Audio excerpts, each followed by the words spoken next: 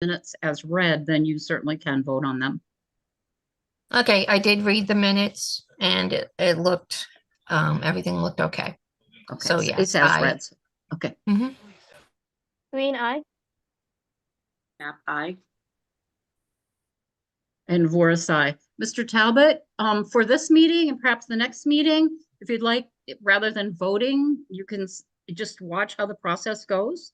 And then, of course, you're recognized as a member and a voting member, as a member for quorum. But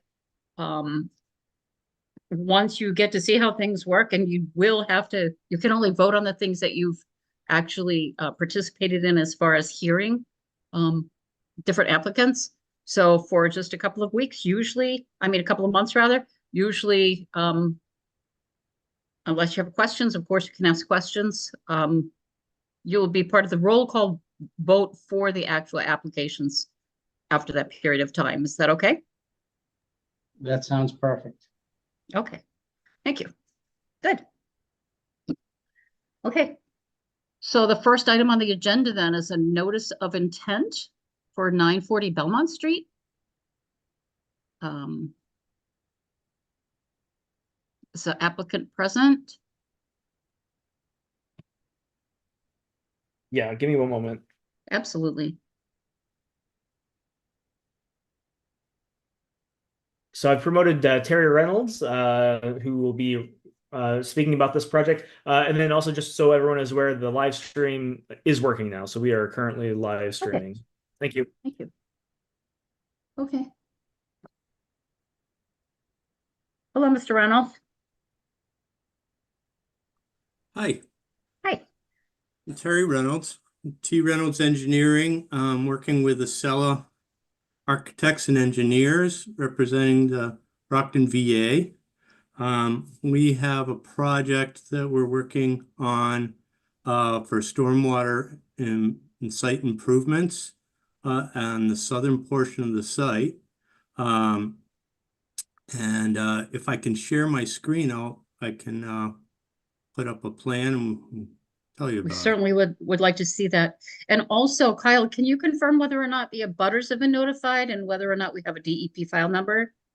Yeah, so we have been issued a DEP file number, and the abutters have been properly notified.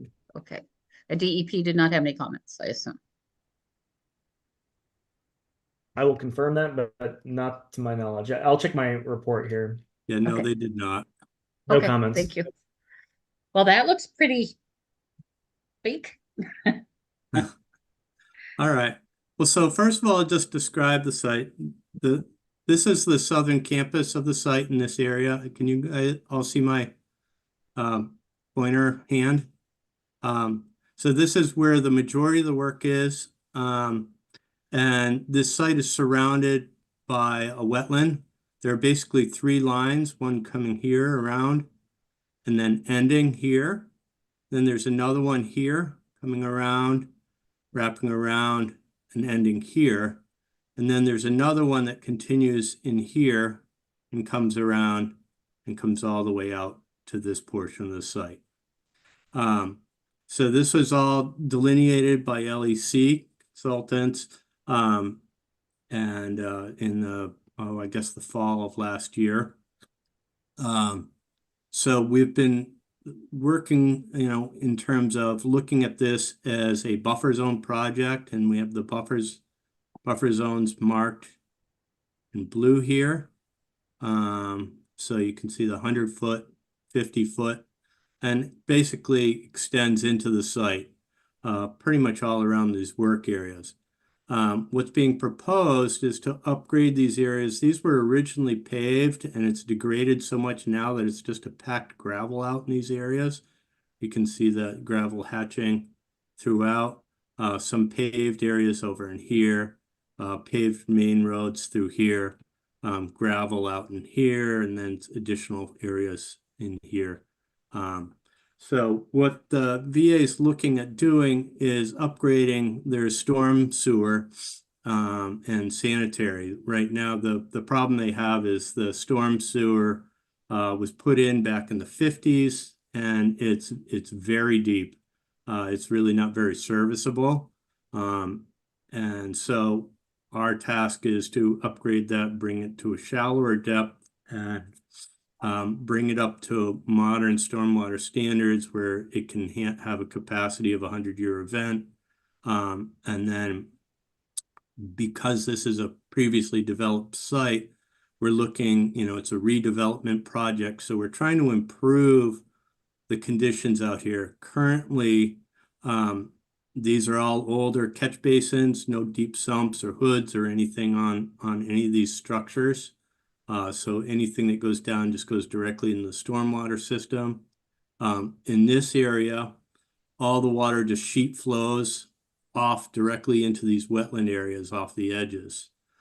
So we're going to be looking at trying to improve that situation in these areas. And then same in here. So all the water in this area, and all along this perimeter, all just sheet flows right into the wetland areas. These wetlands were originally, were probably not wetlands originally. They were actually drainage ditches that were built back in the day surrounding these areas, trying to keep it, the perimeters dry. But now they're jurisdictional. Let me see if I can get my,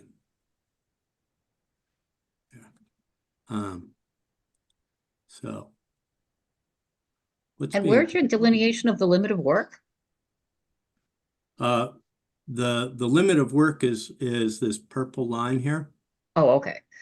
Okay, so it does go really close to the actual wetland area. Oh yeah, we're within, we're not expanding what's already been previously developed, but we're redoing that with the intent of improving the water quality while maintaining no increased runoff for the site. Mm-hmm. It's not possible to do full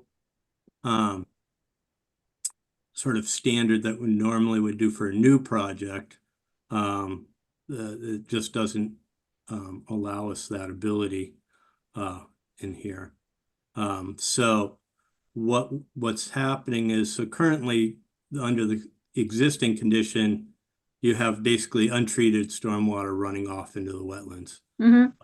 So what's being proposed, and let me just see if I can get this to, so I can see here. Sure why this thing's, there it goes. All right, so what's being proposed is to repave these areas. And in here, the water runs down. There's curbing being added along this edge to prevent it from going straight off into the wetland. The water in this area is being collected in a water quality bioswale. So this is number 6. So this is a biofilter swale, and this is as required as for standard regulations is a pea stone barrier that filters before it goes into this vegetated swale that goes into a vegetated basin. So what was previously going directly into the wetland right at this point now goes through the swale into a basin where it can get some filtering before it goes into the wetland here. Additionally, up in this area, there's an existing outfall that is just being enhanced. It's expanded a little bit, and then it's going to be vegetated so that we can get some additional filtering before the water leaves the site through this point. There are no new discharge locations. These are all existing locations. We're just improving basically water quality while maintaining the discharge for all events going off into the wetlands. Over here, we have another water quality swale where water is being diverted to an inlet right at this point, where it runs out to this end into an existing discharge location. Over here, we have another low point where water currently is coming down and then entering directly into the wetland that is right there on the edge of the gravel. So what we've done is pulled the parking back and prevented and installed a grass filter strip here so that the water has to sheet flow across the filter strip before it can get to the wetland. all the new structures will be deep sump hooded structures. So all these structures being replaced. And new lines are being added and rerouted in a more functional manner. In this portion of the campus, as the water's coming off of this area, this is all coming into a large rain garden right here, where water coming through all this area, well, basically the water comes down through this area and into this rain garden, where it'll be filtered through media and then collected in a subdrain system and then back into the stormwater system here. So this is being used really to offset what results from bringing this up to a 100-year event capacity system. So this is offsetting the increased flow that larger capacity system is allowing for. So we have a system here that's doing that. And then we also have another system up here that's doing a similar thing for this area that was just going off into the grass area untreated. So now this comes in and gets filtered and brought back into Okay. this. Well, thank you. So it seems to me that can you just show with your cursor, where is like Belmont Street and West Chestnut Street, you know, like relative to?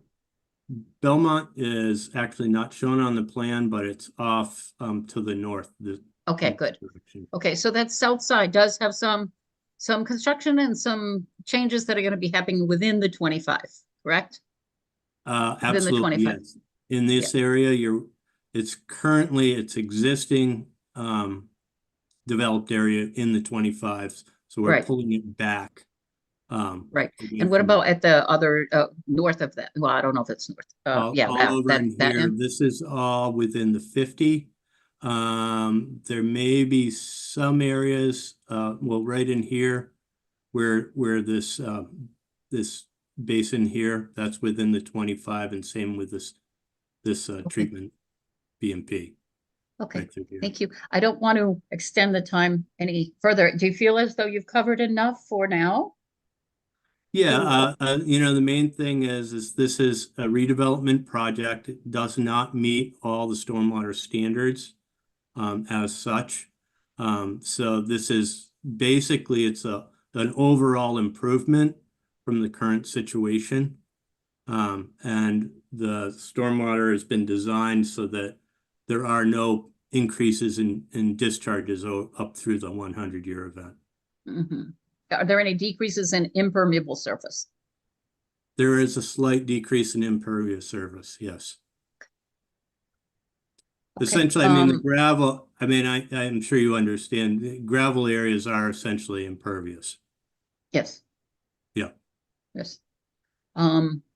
Okay. Kyle? Sure. Thanks, Joyce. Terry, I think it was a great summary. I don't really have anything to add to the summary of the site work. But as you know, we've just kind of discussed here, there's a lot of stormwater features that will be installed here.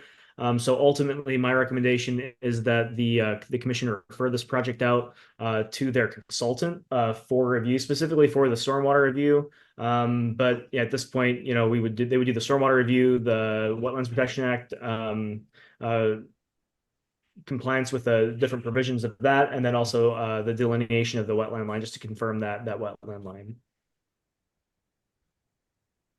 But yeah, other than that, that's just Okay. my recommendation. I don't have anything else to say about the actual plan. Okay, thank you. Commissioners, questions? I have a question. Could you review where the berms are going to go again, please? So there's curbing that's going to be added along this edge here, down into the corner. And here, then the water is collected in a swale that brings it around. This is all being done within the existing, the entire site is fenced in. So this is inside the fenced area. And so this is the only area that has berm being added. There's no berm being added down near 4 and 5 where the parking lot is? No, because this is where water is currently running off And it's not possible to bring this area up. Groundwater is right at the parking lot. So the best we can do is treat it as it's come before it gets off there. So currently it is coming directly off the parking lot straight into the wetland with zero treatment. So the intent here is to pull it back a bit so that we can get some treatment going. Okay, thank you. Any I just other have- commissioner? Oh, go Yeah, ahead. I have a question. You mentioned there was I think a sewer line that you will be pulling up. Yeah, part of this project is replacing the sewer system. Okay. So that the sewer actually is not shown on, well, it's not shown on this plan, but it runs sort of parallel to this existing system. Okay. But so that's running from about this point out. And Mr. Reynolds, I'm so sorry, it's is not that, really in a jurisdictional area. I'm Okay. sorry, is that an actual sewer or is that a stormwater? What's on this, what you're seeing on the plan here is stormwater. So The sewer replacement isn't shown on this plan. oh, so you will be doing sewer replacement in addition to the stormwater? Yes, yeah, but that's not in any of the jurisdictional area. Okay. Okay. Thank you very much, Sharifa, for clearing that up. I thought it was just stormwater. Yeah, no, it's paving, stormwater and sewer basically, Okay. and some parking lot reconstruction over Mhm. near that rain garden area. Lily or Ruby, any questions? No questions. I think Terry did a good job explaining what the expectations are, and I'm all for the recommendations and conclusions from Kyle. I agree. I have no questions right now. Okay. Then I would entertain a motion then to refer this to Beta or the consultant with a continuation to, I'm not sure exactly when, till next meeting, 2 meetings? We can just continue to the next meeting. That way it's on the agenda and Mhm. we can We'll keep it see on. where, yeah, okay, that's fine. Yeah. Okay. So Mr. Reynolds, What is the date? it's September 18th, Wednesday, September 18th. Okay. Perfect, same time? Mhm. Okay, great. Thank Okay. you. So I entertain that motion, please. I make a motion, and we're doing the continuation to the September meeting on this and Mhm. referring to Beta, correct? Okay, so I make a Mhm. motion to continue to the September meeting along with the referral to the third party consultant for review. I second the motion. Okay, motion's been made and seconded. Clay, For aye. 9:49. Curtis, Excuse me? I. Oh, okay.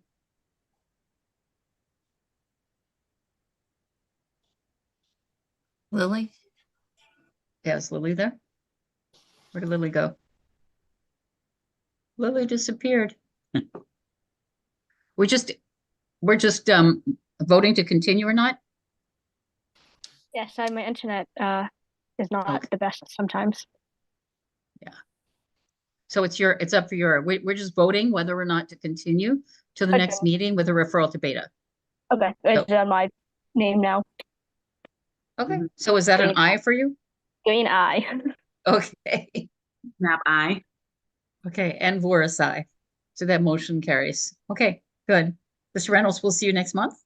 Thank you. Thank you. The next meeting, I'm sorry, the next item on the agenda is property at 10 Exeter Street. Applicant would Mr. Holmgren is Mr. Holmgren here?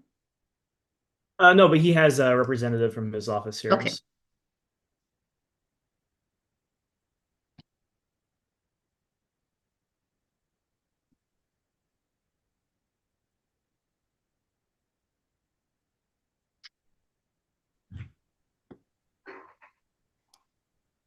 Hi, Mr. Tavares, how are you?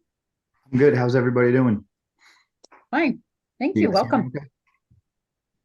So would you like to give us a little summary of your application?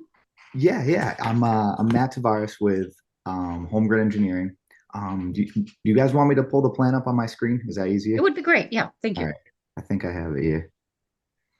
Yeah, I got it.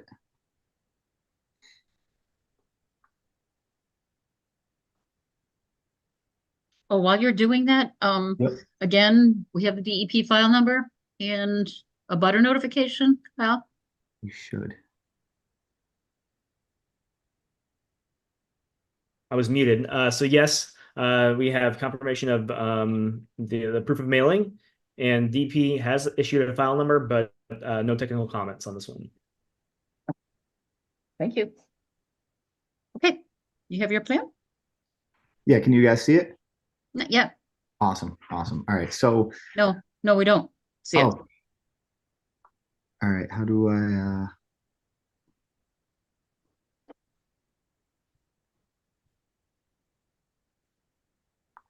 I can share on my screen as well, if that would be easier. try, see if this works now. Hopefully this works.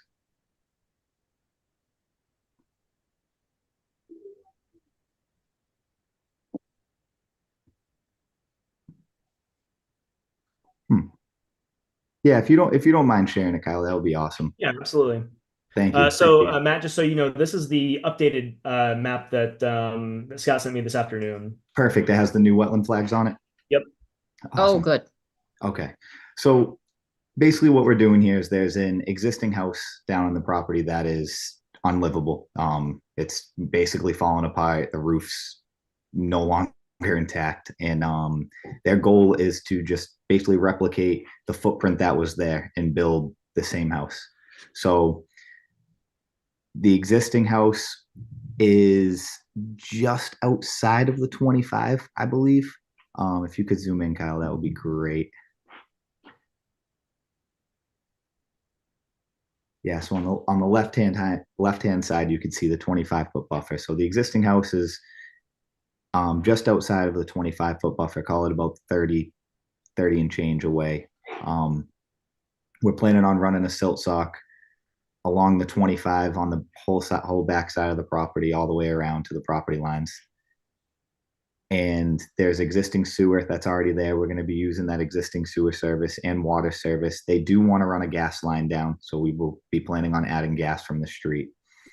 And we have the new locations on the wetlands. I believe there was an issue with some of the locations, so we went out there, relocated them, and they were flagged by ECR on the 27th of June, I believe. So if there's any questions, I'd be happy to answer them.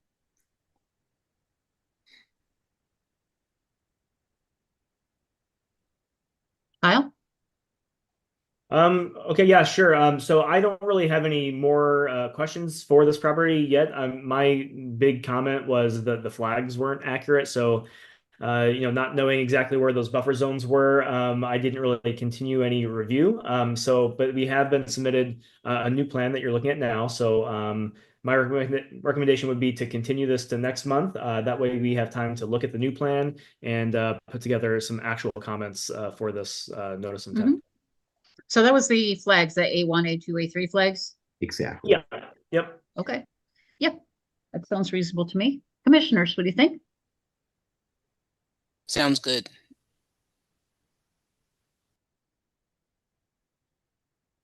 I don't have Mhm. any questions. It looks good.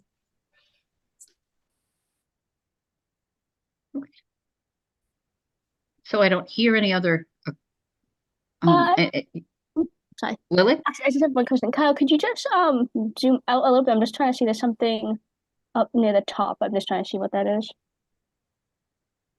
So that's an existing shed. Is that just going to stay as is? That's not being like redone, just the house, right? Yeah, just the shed. Yeah, sorry, just the house. The shed is going to stay where it is as of right now. I mean, I don't know if they have plans to take it down, but I was just wondering because it seems like it's in the 25-foot. yeah, it is. It's not far from the wetlands. It's Okay. it's probably 10 feet away. Wow. So Oh, okay.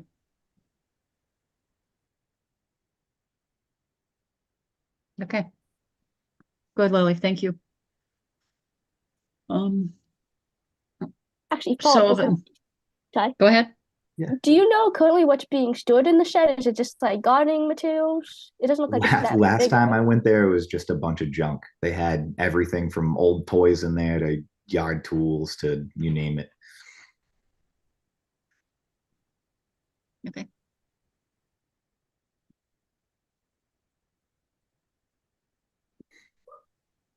Okay, so how about any members of the public at all? Is there anyone from the public that wants to speak to this particular applicant? I don't see any hands raised. Okay. I entertain a motion then to continue 10 Exeter Street to next month's meeting. So we have time to review the plans as submitted. Yep, I make a motion to continue so that we can review the updated plans to the September meeting. I second the motion. The motion's been made and seconded to continue 10 Exeter Street to the September 18th meeting. Roll call vote, please. Clay, aye. Curtis, I. Green eye. Snap eye. And Boris, aye. Okay, that motion passes. We'll see you next month. Thank you. Okay. The next item on the agenda for number 4 is a request for a certificate of compliance at 97 Ames Street. Is there an applicant that actually is here for that? Yeah. I promoted Nick Hebel. Hello, Mr. Hebel? How are you guys? Can you hear me? Sorry. No. Very, very slightly Is that any better or worse? better. Okay. Settings are all wonky here. Okay, yeah, so I met Kyle out on this one this week on Monday to look at it. It's a pretty straightforward, I think, plan, as they did some soil remediation and the work was completed, and me and Kyle met on Monday to look at it and make sure everything was up to par for what needed to be done. The blacktop was replaced. The areas that were excavated were reseeded and stabilized. The only thing going on with this one currently is the erosion controls are currently still in place, but I'm trying to make plans to get them removed. Okay, thank you. Kyle? Yeah, that's really it. So just a quick summary of this project. The commission issued an order of conditions last year to do the solar remediation. So they've been really quick about getting the work done. They did some saw cutting, removed some concrete, and then did the soil remediation, removed the contaminated soils, refilled it with clean soils, and then just basically repaved it. And that works is what's been done. So I'm recommending that the commission can go ahead and issue a certificate of compliance, a complete certificate for this project. The erosion controls are still in place, but as Nick said, they are working to get those removed. They were kind of waiting until they had permission from the commission to go and remove those. So I gave them permission when we met on the site on Monday. Mm-hmm. Commissioners, any questions?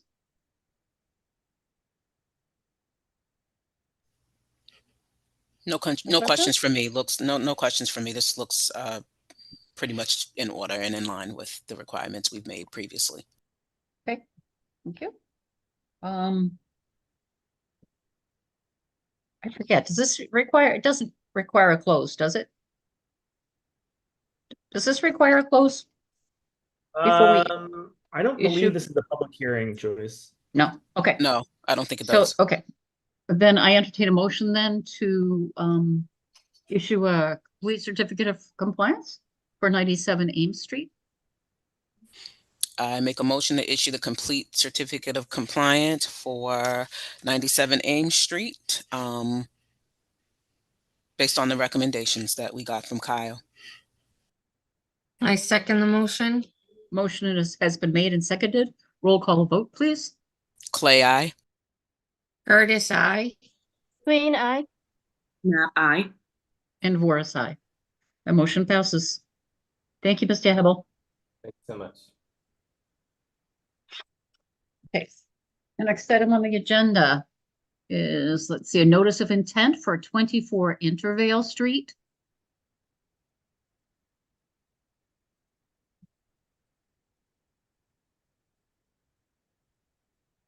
Yeah, I promoted Brad Holmes with ECR, Environmental Consulting and Restoration.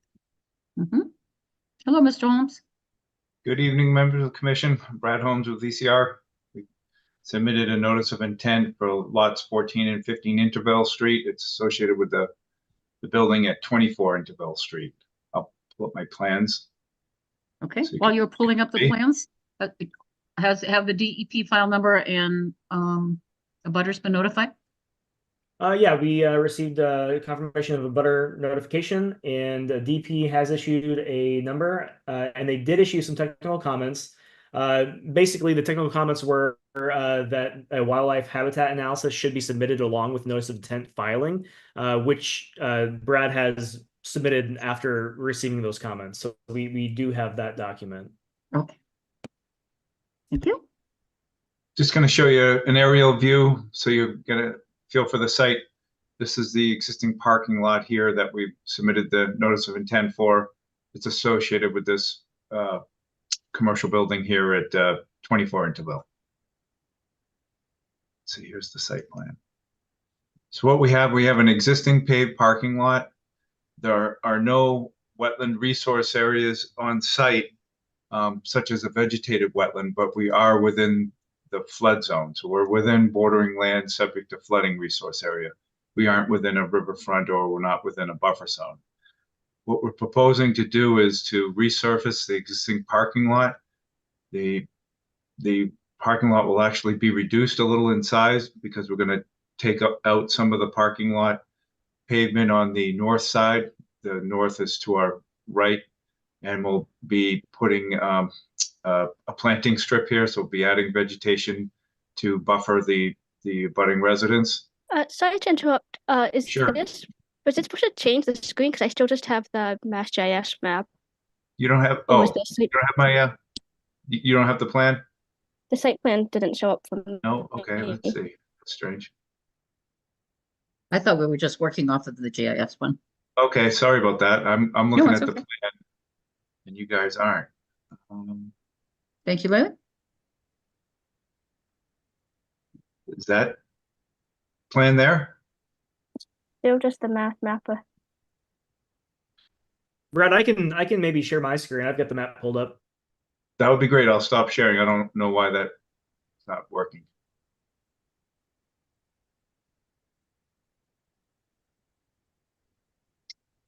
Thank you, Kyle. Of course. Any possibility to zoom in just a little bit? Great. Thanks. So as what I was saying that you weren't able to view is the north is to the right of the image. What we're proposing to do is to resurface this existing paved parking lot. It's dilapidated. It needs an improvement. We won't be increasing the size. We'll be actually reducing it a little bit because we're going to add a planting strip along the north side facing the existing home, as you see there at number 22. And then we're going to be installing a bioretention basin around the sides and to the south to process the stormwater that's coming off the existing parking lot. Currently now there is no stormwater controls, so this would be an improvement. And actually we're actually going to be grading down to create this basin. So we'll also, by creating this stormwater basin, we'll also be creating some additional flood volume. We're not filling so that we don't have to provide compensatory flood storage, but we're actually going to be creating some new flood storage with this basin. So the basin is going to include native plantings, and we'll also be replacing lighting and fencing and just improving the site overall. So at the end of the day, it's an improvement to an existing parking lot with stormwater, vegetation enhancements, and also an improvement to the resource area of boarding land subject to flooding. So with that, I'll bring it back to you. Okay, thank you. Kyle. Yeah, sure. I don't really have anything else to add to the summary. My agent report is basically recommending that we refer this out to the third-party consultant just to review the stormwater features that are going to be added to this site. And that's it. And you'll be removing what's there as far as the impervious surface and just repaving Yes. in addition to the stormwater stuff. Okay. Okay. Commissioners, any questions?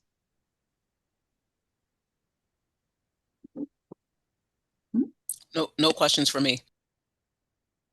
Peggy, Sharifa? No question. Well, I just wondered what the lot was for, but that's it. I was trying to skim through the agent report, but I didn't see, unless I overlooked it. The lot provides parking for number 24. A little one lot to the two lots over to the right. Yes, that building. Okay, that was it. Thank you. I have a curiosity question.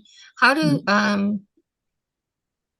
the employees, assuming, access the building number 24? Do they cut through the parcel for dwelling number 22? No, that wouldn't be possible. There's fencing also proposed. There's an existing sidewalk along Interval Street that they would use.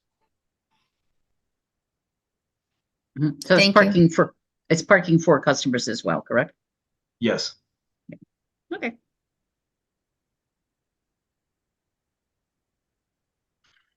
Any other questions? No. I entertain a motion then to refer 24 Intervale Street to Beta, to our consultant. Could be Beta, I'm not sure. To the consultant for review and continue it to the next meeting. I make a motion to refer to the third-party consultant in regards to the stormwater standards and continue this meeting to September. I second the motion. Okay, the motion has been made and seconded to refer and to continue to the September meeting. All those in favor? Clay, aye. Curtis, aye. Green eye. Snap, aye. And Voris, aye. So that motion is carried. Thank you. Very much. Okay, we'll see you next month, Brad. Thank you. Okay, the next one is an RDA, a request for determination of applicability for 161 Mulberry Street.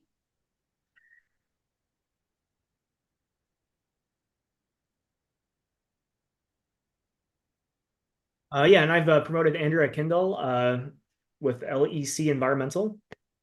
Okay, thank you. And I'm sorry, I forgot to ask if there were any members of the public that wanted to speak to the Intervale Street project. Do you know if anyone here that's present wants to speak to the Intervale Street project? Could you raise your hand, please? I'm sorry, I should have done that before. I don't see any hands raised, Madam Chair. Okay, thank you. Sorry about that. Andrea Kendall, welcome. Hi, thank Hi. you so much. Andrea Kendall with LEC Environmental Consultants here tonight on behalf of the Massachusetts Electric Company. I'll also refer to them as National Grid, as I'm sure you are all aware of that company. So this project is associated with their operations center at 161 Mulberry Street. It's off of also Ashland Street, and I'll share my screen. We'll see if that is successful. If not, let's see. All right, I think that worked. Okay, great. Thank you. So this is the overall property boundary. Mulberry Street is on the left, East Ashland Street is on plans, is on the south here. On the east side is Trout Brook. So this is a 24/7 facility used for storage of a lot of their electric infrastructure. They use this site. They have their electric pole transformers, wires, utility poles, etc. on this property, and then their service vehicles as well. So what they and I'm just going to scroll down. This is the area of the site where they want to construct a storage tent. They also refer to it as a pole barn. And I'll go through some photos and then get to the plan and resource areas there. This is a photo of the existing area of the site where they want to construct the pole barn. This is a gate that leads back to their utility pole training area, and then the pole barn is going just to the left of that. The square footage is about 3,400 square feet. Wow. And within the existing paved area, and the square footage is about 43.5 by 77.5 feet long. This is just another up close view. There is the fence line that completely encircles the facility. And then once I get to the plan, I'll show you, but there's just a narrow fringing vegetated gravelly area along the perimeter.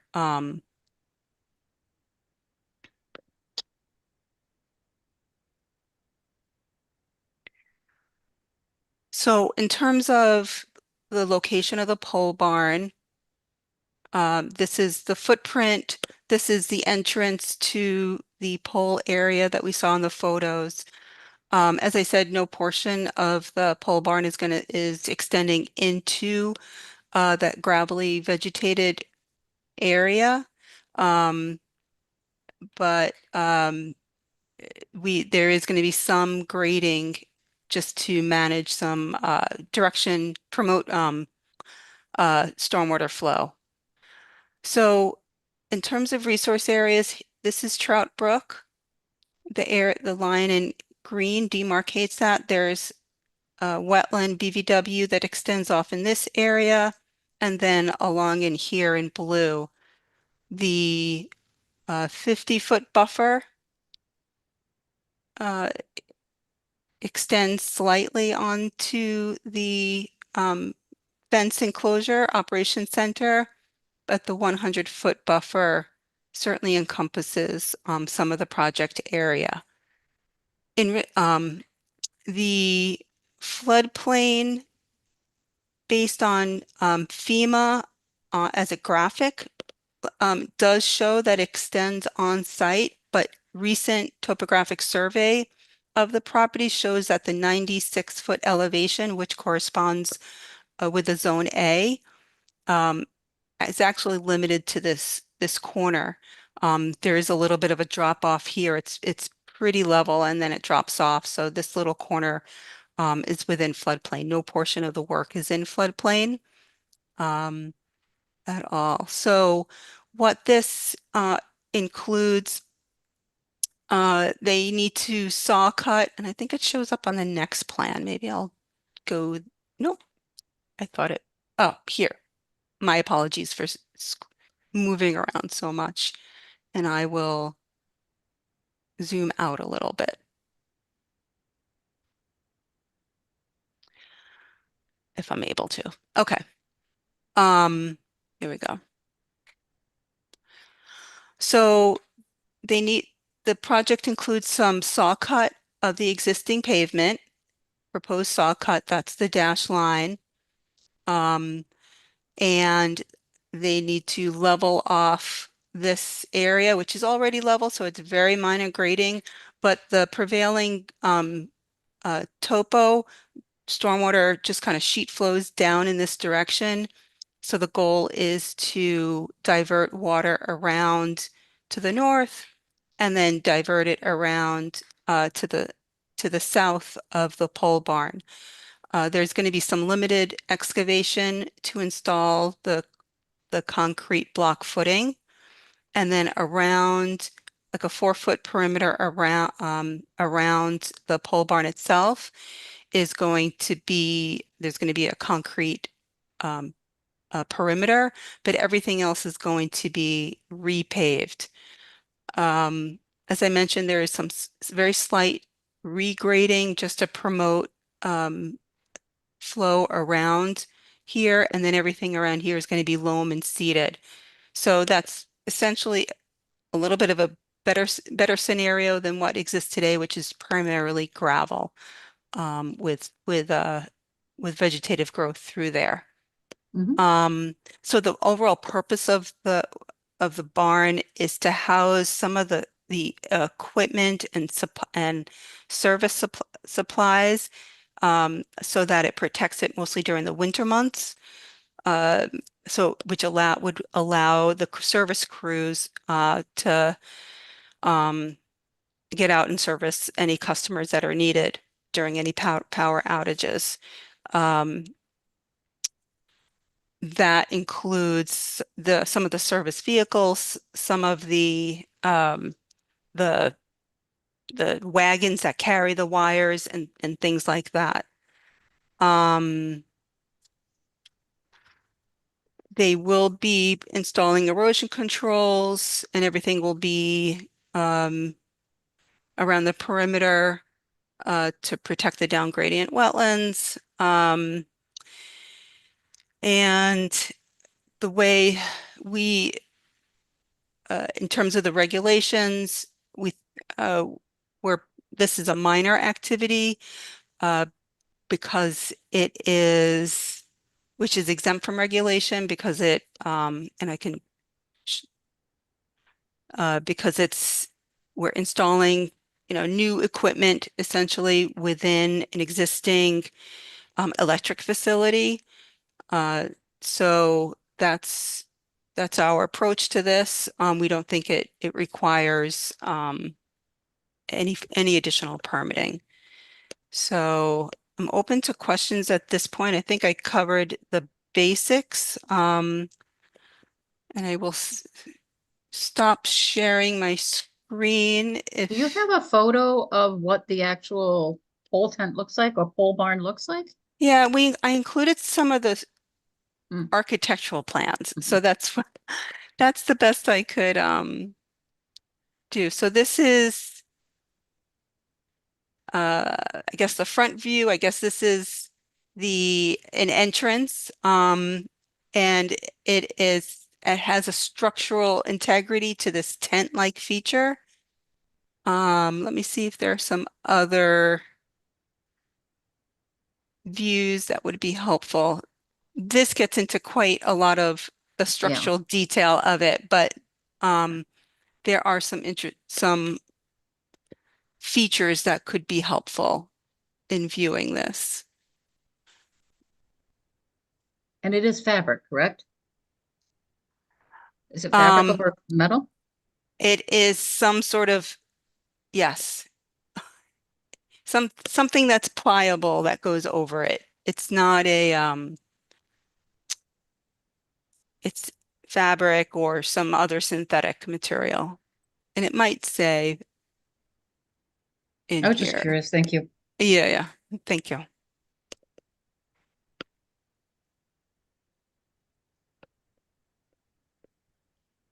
Kyle? Yeah, sure. I don't have anything to add to the summary. Thank you, Andrea. I think that was pretty comprehensive. I can reiterate the recommendations. I can kind of review that. I do agree with what Andrea was saying, that this is an exempt minor activity. So Installation of new equipment that is within an existing or approved electric facility is considered an exempt minor activity that does not require the filing of a notice of intent if all work is contained solely within the buffer zone. And as Andrea kind of mentioned earlier, this work is within buffer zone and specifically not within bordering land subject to flooding based upon the survey of the site that they've done recently. So that was one of the conditions, is that if all the work is within buffer zone, and then continuing, and that the new equipment is contained entirely within the developed/disturbed existing fenced yard, and the work is completed in a manner as to reduce the potential of any adverse impacts. So like they have best management practices, erosion controls, and things installed. So all of those things are true. So I do think that this is an exempt minor activity. So I am recommending that the commission vote to issue a -5 determination. A -5 determination states, quote, "The area described in the request is subject to jurisdiction under the Act. Since the work described therein meets the requirements for the following exemption, as specified in the Act and the regulations, no notice of intent is required." And then the exempt activity is the construction of a pole barn and associated site grading within the electric facility contained solely within buffer zone. So that's the recommendation, -5 determination. I think my only question is, it sounds like it's going to be really big. Would it be sheet flow there where you wouldn't have had that where on just a parking lot? So your question is if there would be new sheet flow or Yeah, it's a concentrated very sheet large flow? building, right? It's, I just don't, I'm not sure. I don't know enough to, I don't know. Yeah, well, I think we'll have that rooftop runoff, I'll call it, from that building. It will fall to the ground, and then with the subtle grading that they're doing, it will go to the spot where it had been going previously. So I don't think there's Yeah. going to be any concentrated or excessive flow. Okay, thank you. Thank you. Commissioners? No questions for me. Sounds pretty kind of cut and dry. And it looks like, what the requirements that we need to make the -5 determination are based on the jurisdictional stuff and the buffer zone items. So I think it sounds like we got pretty much everything covered in regards to this one. I agree. I don't have any questions. Okay. Then I entertain a motion then, please, to issue a -5 determ. Oh, one moment, please. I'm sorry. Do I have to do public comment for RDA? Yes. I do. Yeah, it's a public hearing, so Okay. we should close this Yeah. before we issue. Okay. Is there anyone from the public?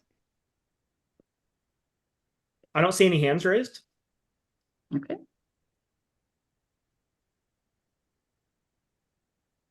So we'll close the hearing first? Yes. Vote to close the hearing? I entertain a motion, please. I make a motion to close the hearing for, sorry, forgot which 161 one we're Mulberry. on. 161 Mulberry. Second, Motion's been made and seconded. Roll call vote, please. Clay, aye. Curtis, I. Green eye. Yeah, aye. And Voris, aye. That motion passes. And now I entertain a motion then to issue a -5 determination for 161 Mulberry Street. I make a motion to issue the -5 determination for 161 Mulberry. Second, Motion's been made and seconded. Roll call vote, please. Clay, aye. Curtis, I. Green eye. Yeah, aye. And Voris, aye. Thank you, Andrea. Thank you. I appreciate your time. Yep. Night. Bye-bye. Bye. Okay, next item. Notice of intent, 352 Linwood Street. Kyle, abutters notification and file number? Yeah, so the abutters have been properly notified. DEP did issue a file number with no technical comments. The file number was issued after the agent report was submitted, so that's not included on the report, but it has been issued. Thank you. And Mr. Tavares again. Back. Kyle, if you don't mind pulling this one up again, that would be great. Thank you. Yeah, no problem. Give me a second here.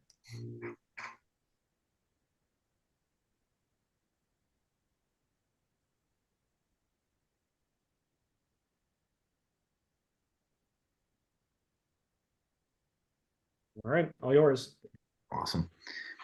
Okay, so basically this one is there's a pond at the south of the project. You can kind of see existing pond, existing top of bank. There's a 25-foot and a 50-foot buffer and 100 off that. The house number 352, they're proposing a 24 by 24 addition to the southern part of the house, kind of, holding the middle and going off towards the back of the house. That is, it's inside the 50, but not quite inside the 25-foot buffer. This area right now is just a lawn. It's all fenced in and it's basically just a lawn area. He doesn't really use it for much. So we have, silt sock that's proposed just on the outside of the 25. It's, a few feet off the new addition that's going to be going in, and then across the back as well to give it some protection back there. And if there's any questions, I'd be happy to answer them. Kyle, can you, I'm not sure exactly where the addition is. Can you kind of show with the cursor where? Yeah, the proposed addition is this kind of square right here. Oh, yeah. Yep. Okay.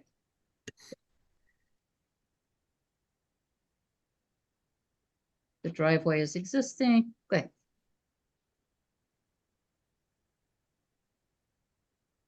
Okay. Kyle? Yeah, this is a pretty straightforward filing. Again,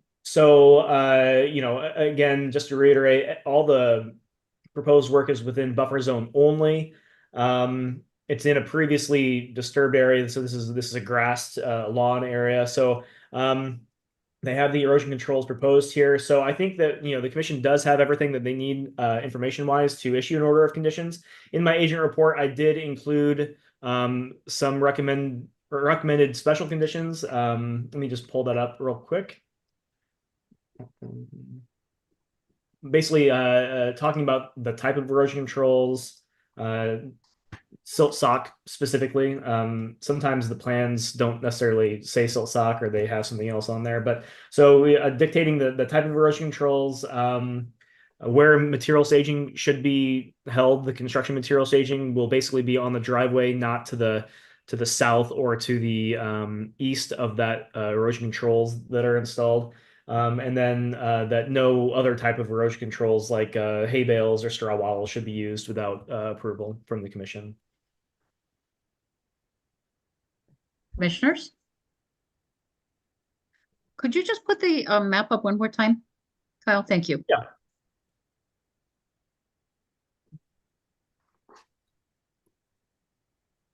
Is it a one-story addition or a two-story addition? One. That's good. Thank you. Yep.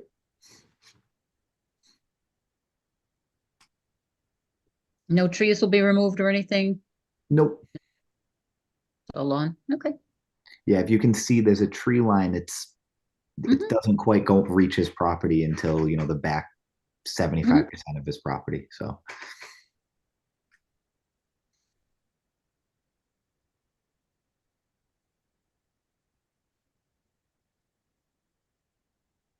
Commissioners, any questions? No questions for me. I have no questions. No.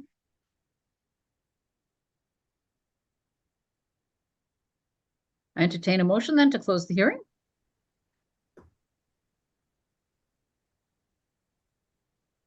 I make a motion to close the hearing for 352 Linwood Street. I second that motion. Motion's been made and seconded. Roll call vote, please. Clay, aye.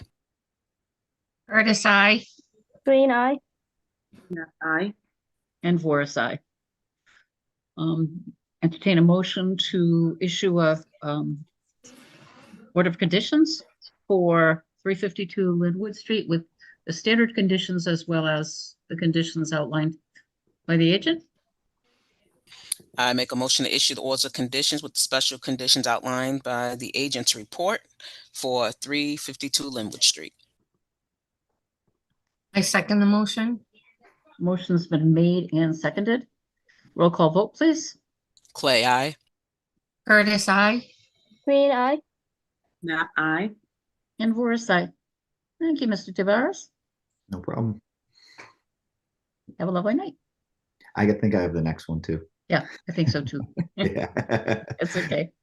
So the next one on the agenda is a notice of intent for 549 Copeland Street. Abutters and DEP file number, sir? Kyle? The abutters have been notified. We have not been issued a DEP file number as of 5 o'clock this afternoon for this project yet. Okay. I forgot to ask about public for the last one too, for Linwood Street. Was there any? Sorry. That's okay. We'll give it a second, but I don't see any hands raised to talk about the last filing at 352 Linwood Street. Okay. Thank you. So now we're on to 549 Copeland. Remind me that I have to ask about public. Okay.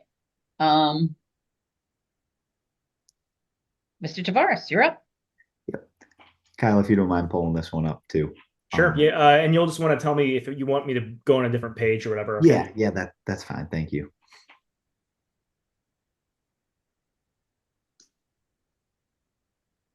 This was the golf course one, right? At one time? Exactly. Yep.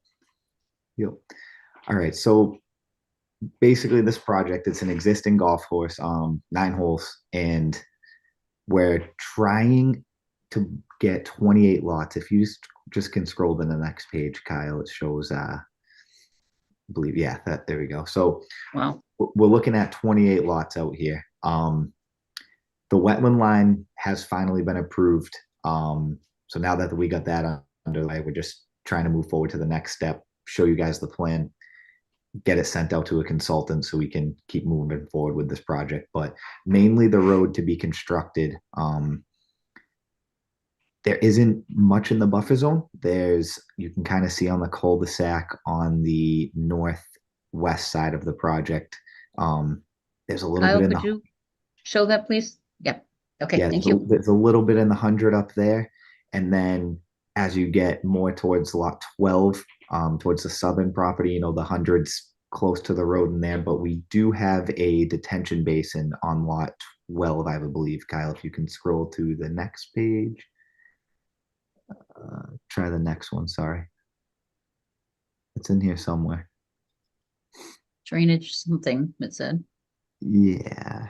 Okay. So on this one, you can kind of see the house locations there.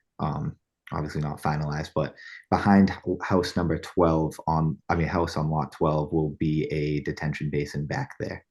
So for the road, that's what will be constructed as of now. Obviously we got to go through a consultant and get everything looked at by them before we kind of finalize everything. So if there's any other questions, I'll answer them to the best of my ability.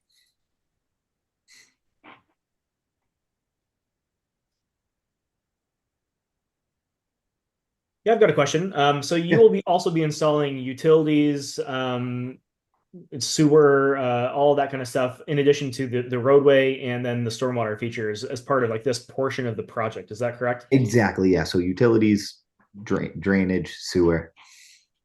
Gas. But a lot of those utilities just aren't jurisdictional. They're outside of the 100 foot. But that is part of this project that you're doing at this stage.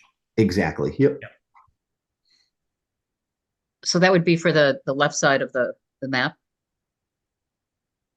Oh, although not for the road, huh?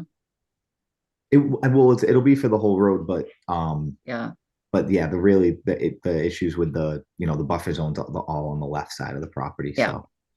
Yep. I have questions about the lots that are closest to the buffer zones. Mm-hmm.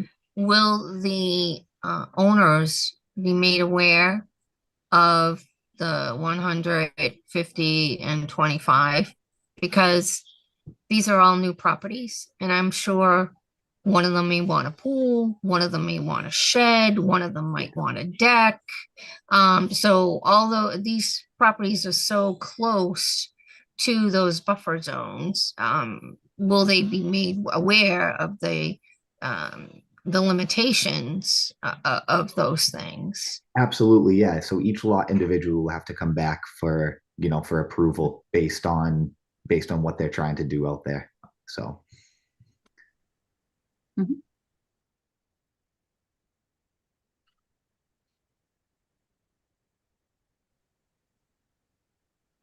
I know that one of the previous projects that Holmgren was doing was there was a cul-de-sac and there was some issue about getting, was it the sewer line in? No, water line? Because Was it of the the fire truck? cul-de-sac and pressure. Yeah, was it for this project? no, I don't Oh. believe so. Okay. It was I'll a do- similar project that had like a cul-de-sac. It was something about the fire truck, I thought, like the water lines for the fire trucks to get to.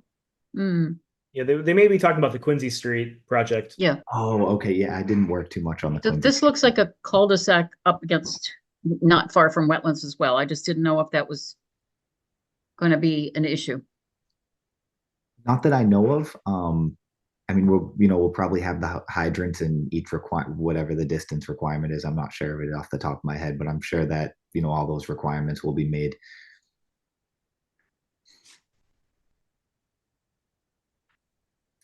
And Kyle?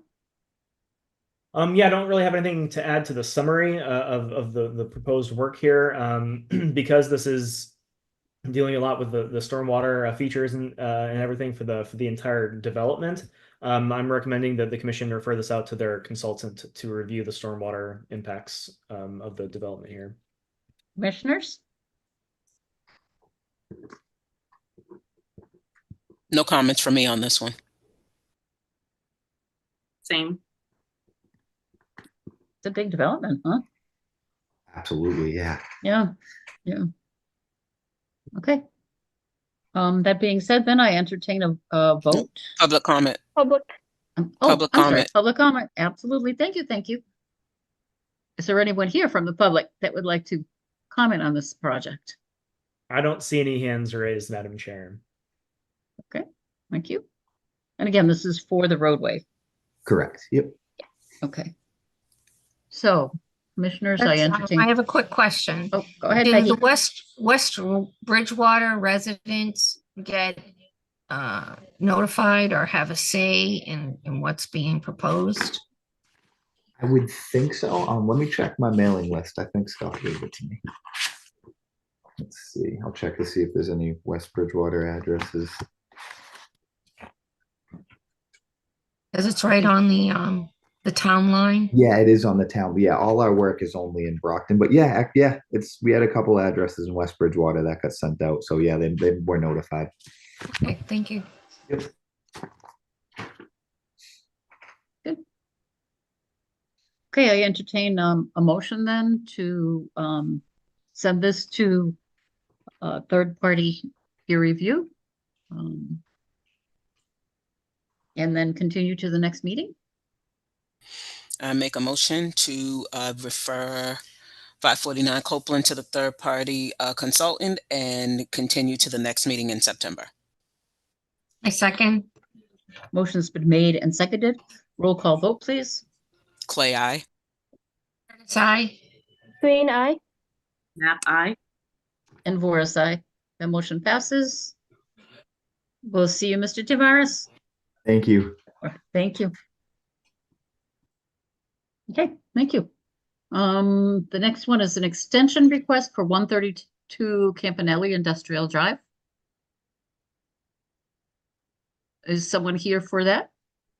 Yeah, I promoted Tom Ellis. I do have one note, Madam Chair. The representative on the agenda is Kelly Engineering Group. That's incorrect. The representative is Jones Lang LaSalle, which is abbreviated as JLL. JLL Jones Lang LaSalle.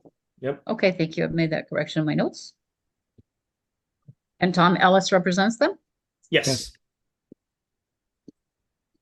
Can you hear me? Hello, Mr. Ellis, how are you? I'm well. Thank you.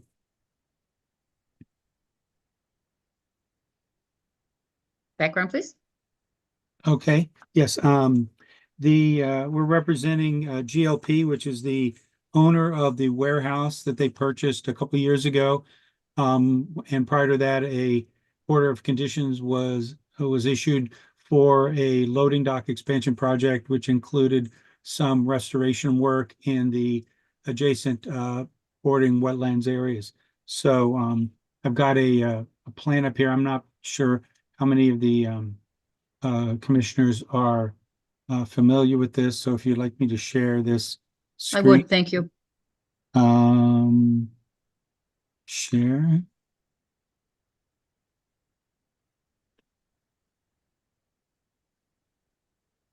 All right, can you see that? Yes. Mhm. Okay, so you see my cursor? Yes. Okay, so the existing warehouse was proposed to include a number of new loading docks on this north elevation of the building. Although they've renovated the building, they did not have a tenant which required the loading dock capacity at this point. So they have gone ahead and provided all the cleanup work and all the restoration work that was anticipated to be done early as part of the original order conditions. So that work has now been completed, and they're asking for an extension to the order of conditions to allow them, if they have the right tenant, to possibly over the next year or so to include the loading dock expansion work, which is pretty much just the civil engineering work for pavement and underpinning of the foundation to include the loading docks on this area. So basically, all the restoration work has been completed to date.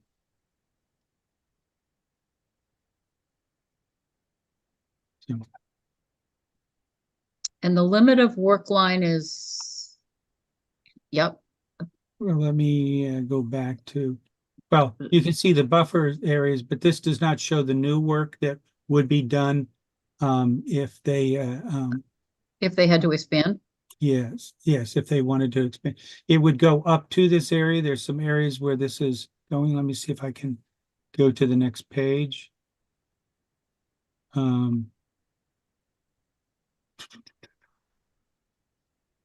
me see, I have to go back the other way. Yes, you can see this work would need to be done to add the aprons, concrete aprons on the area, redo the stormwater drainage into this bulkhead, which is already here. And then the pavement area would extend into this area, which shows some cutting off of the existing elevated, I'll call it bermed areas, naturally bermed areas in that area. So that would be the extent of the work that would be done if they would continue with this expansion. So you're, so all the work in these areas, these buffer areas for restoration that was required has been completed. mhm. Flagged wetland line.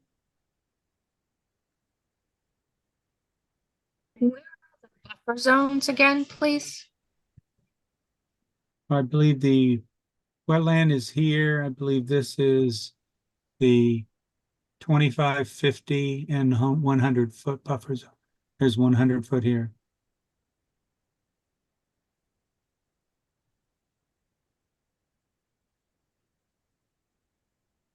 Kyle, that work that's there, has that already been approved?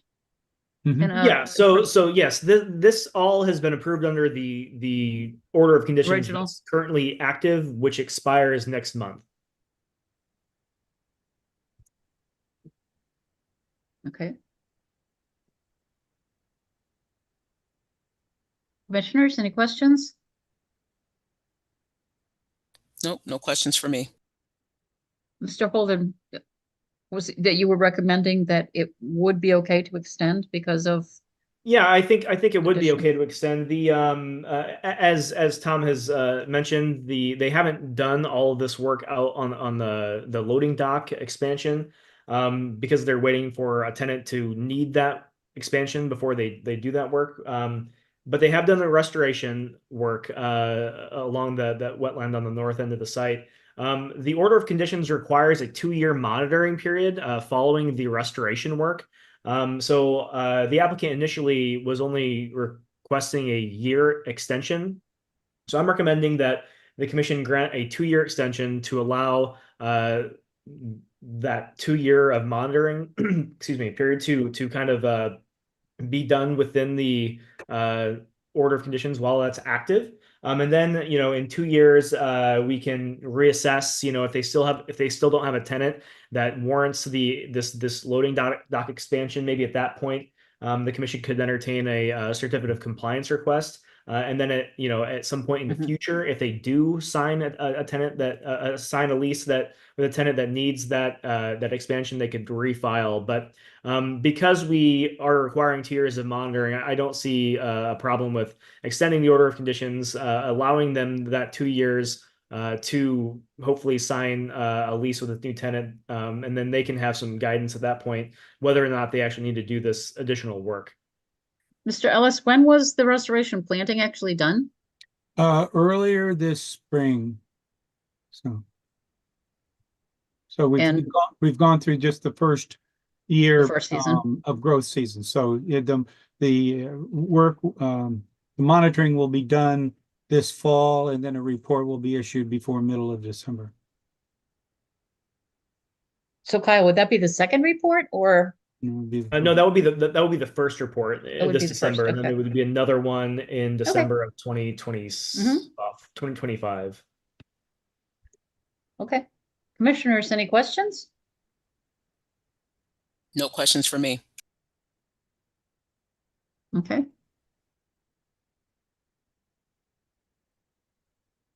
I have a curiosity question. Why are you waiting for a tenant to need a loading dock? Why not rent it as is without the loading dock? Well, I'm not engaged in the real estate component for GLP, but I could make an assumption right now. The building has been renovated and it has not been able to be rented in its entirety right now. So it's sitting there actually unused. So they would like to keep their flexibility open to the fact that if a tenant would come through. I mean, one option is for them to subdivide the property internally and have multiple tenants. Their preference is to rent it to one tenant that can use the facility more effectively. So they'd like to keep this option open until such time as they do sign a lease, a long-term lease. So. Commissioners, any questions? Nope, none for me. No? Sharifa? Lily? Okay, I'm good. No questions. Okay. Entertain a motion then to extend what are we extending? The Order of Order conditions. of conditions. order of conditions. Yeah, thank you. Extend the order of conditions for 132 Campanella Industrial Drive for 2 years. Yep, I make a motion to extend the existing order and conditions for the 2-year monitoring, 2-year extension for 132 Campanelli Industrial Drive. Second. Motion's been made and seconded. Roll call vote, please. Clay, aye. Curtis, aye. Green eye. Knapp, aye. And Voris, aye. Okay. Thank you, Mr. Ellis. Thank you. All right.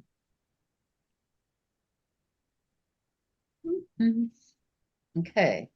Next item on the agenda is 166 East Ashland Street.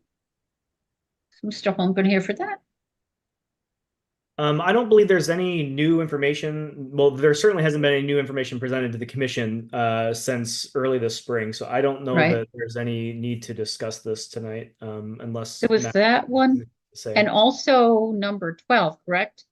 was one There's that, a whole series of projects from Holmgren Engineering that we did not get continuance requests for. So I would recommend that we just address each one of them in the course of the agenda and then continue as we Okay. go through them. so number 10 then, 166 East Ashland. Kyle, did you want to address it? Yeah, I don't think there's any new information to discuss at this meeting, so I would just recommend that we continue to next month. And is there any reason that we can't take it off the agenda? Just close it out and then take it off the agenda? I mean, it's been, Yeah, this is a conversation we can have after the meeting with Holmgren Engineering, and we can potentially close this out next month if there's no forward momentum on this project. okay. And then they can just file a new notice of intent when they're Yeah, ready to move yeah. forward. Mhm. Okay, that would be nice. Thank you. Okay, so that would be for number 10. So entertain a motion then to continue 166 East Ashland Street to the next meeting. I make a motion. I can do it. I make a motion to continue 166 East Ashland Street to the September 18th meeting. Motion seconded. Motion's been made and seconded. Roll call vote, please. Clay, aye. Curtis, I. Green, aye. Aye. And Voris, aye. That motion passes to continue. Okay. Number 11 is 511 Thatcher Street. Yeah, I've promoted Scott Daggett with Farland Corp. And then also Elise Tripp from Beta is here to discuss this project. Oh, good. Thank you. Hello, Elise. Hello, Mr. Daggett.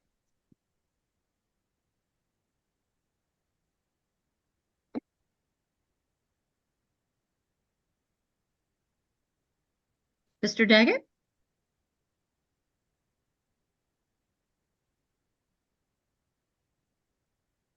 Hello, hello. Well, perhaps Elise with Beta could maybe give a summary. okay. Oh, there he is. There he is. I think the mute is up. Sorry, just trying to figure out how to unmute myself. Yeah, so good evening.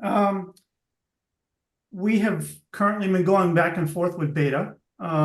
We've had a few different reviews that have been in the process, and I believe that as of the most current revision set that we've done, Beta has pretty much given their blessing with a few order of conditions, I believe, that they had spelled out in their latest review. So that is pretty much what we're addressing tonight.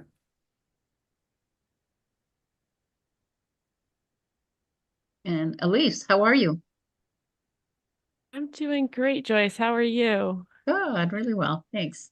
Yeah, so I'll just hop on that what Scott said. Basically, we did have a lot of back and forth, and it kind of came down to two issues. We had the Wetlands Protection Act and dealing with the performance standards, complying with the performance standards for work in bordering land subject to flooding.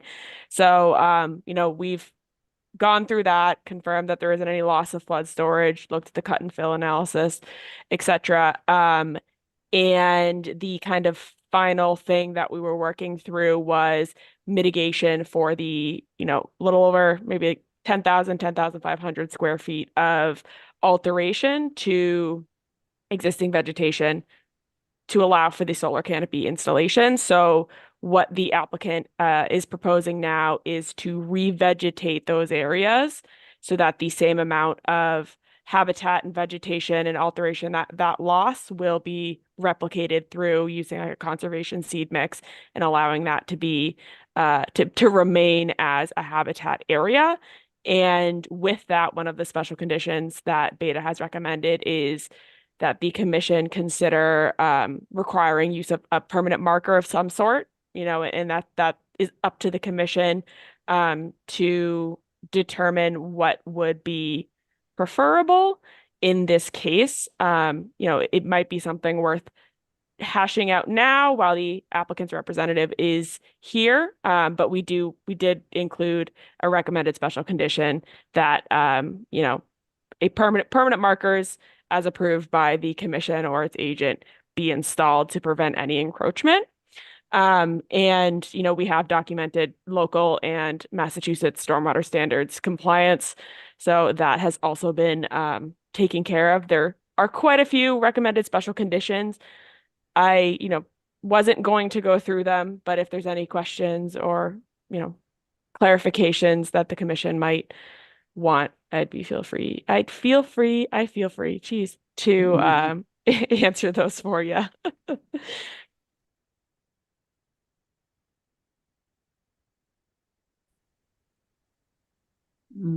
I can't even read my own notes here that I made.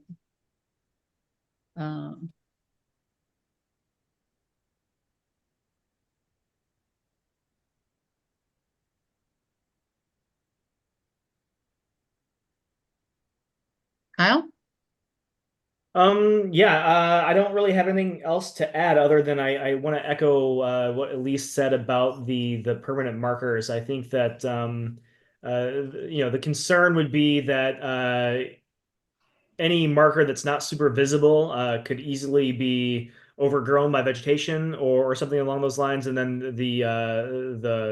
this lot is kind of a used car. It's got a bunch of just kind of material that's out in the yard, and I'm just concerned about that encroaching upon that new kind of resource area that we're trying to protect.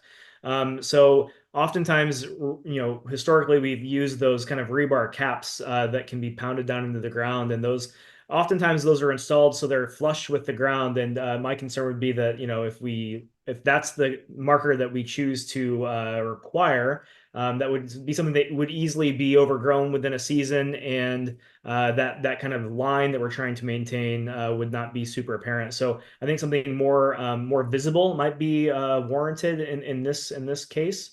But I'm up for suggestions from the commission. I spoke to Elise earlier today. She had mentioned maybe Elise, what did you call that? There's Concrete marker? there's a couple different things I have seen, and this can be a bit more of an expense, but I have seen people do like posts and rail fences or segments of posts and rail fence.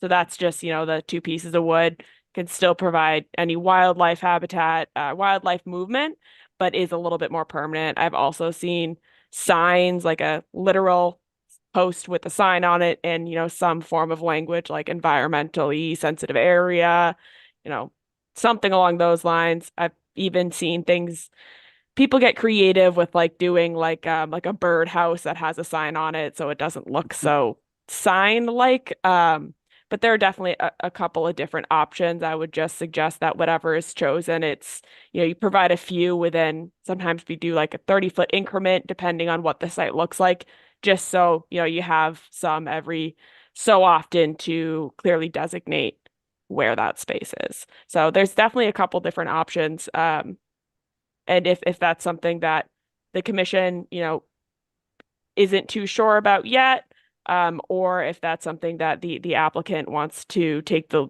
lead down the road in suggesting something for the commission's approval. Sometimes it's easier to hash it out now so everyone's on the same page, but I'll defer to the commission and to the applicant's representative.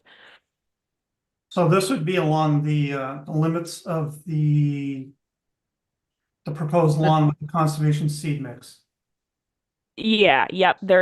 Primarily, I believe it's there's the bigger area.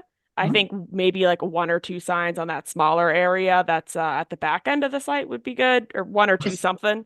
Is there a map that we might be able to see that on, or is that too much? Let me share my screen if I will. Sure. Please. Thank you.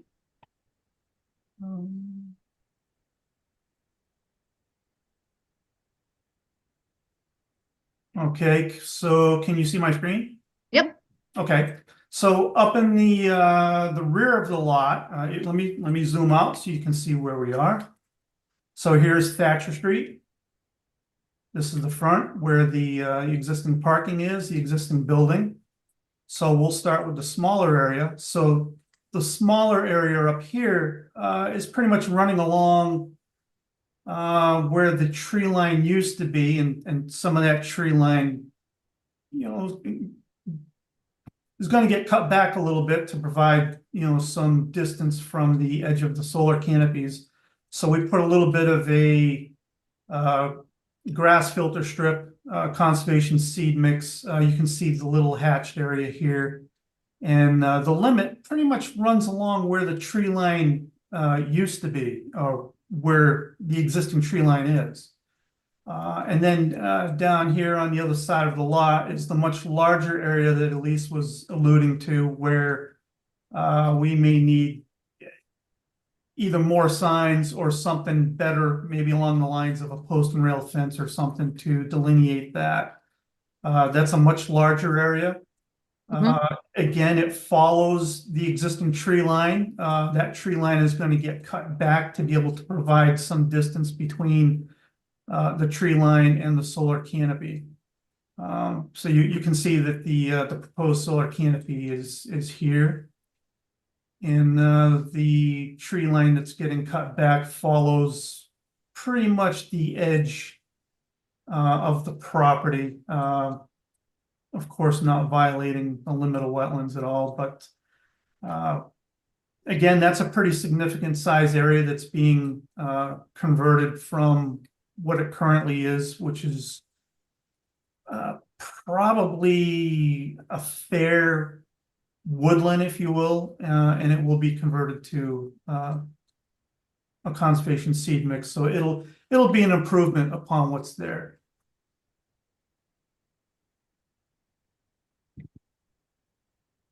So the trees are being removed, am I correct, beyond the 25 foot?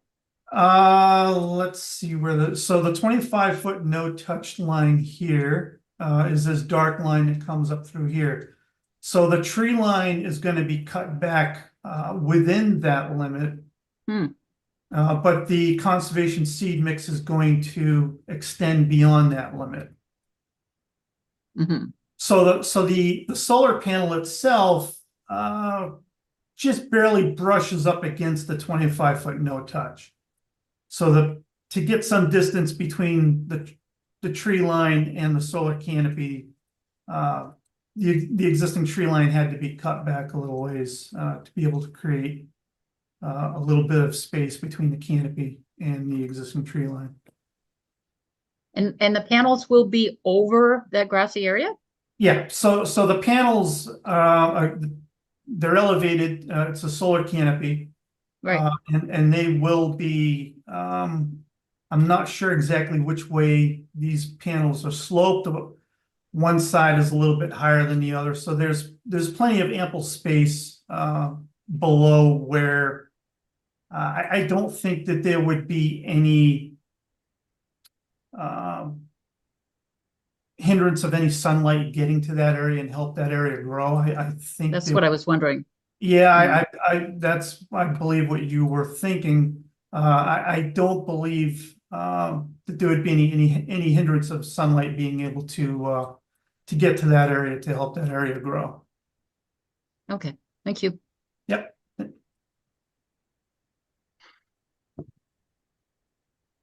Commissioners? I have two questions. I'm a little concerned about the tree removal in the 25-foot buffer zone because that is a no touch. And I believe that includes trees not being cut down. Correct me if I'm wrong, Kyle. Yeah, I mean, that's a commission policy rather than a city ordinance. So yeah, I mean, it's really up to the discretion of the commission. One thing that I might add, which might be helpful, I know we call it a tree line. It's not exclusively necessarily like a big forested area with, really, really tall pine trees. So there is a little bit of layers in that vegetation. With that said, it definitely is at the discretion of the commission, but ultimately revegetating that area, which is why we recommended it and kind of hashed out in that last letter. Revegetating with a conservation seed mix, usually those have some shade tolerance to them. And ideally, in having a permanent marker, there will be some amount of improvement of ensuring that there isn't encroachment in an area that will kind of be cleaned up in some ways in doing this work. So just kind of I know it's looking at a plan, it's hard to tell some of the nuances, but I wanted to share that as well. I thought the markers were supposed to be 15 feet apart as opposed to 30 feet apart. They can Is that- be whatever the commission chooses. I think 30 is too far, especially Yeah. since we've already encroached already so much on the 25-foot buffer. I think it's extremely important for that area to be protected. And I think a 15-foot buffer would be better. A 15-foot distance between the markers. Right, Yeah. between the markers, right. And then the last one, I remember reading something about a catch basin approval by the DPW. Where is that catch basin?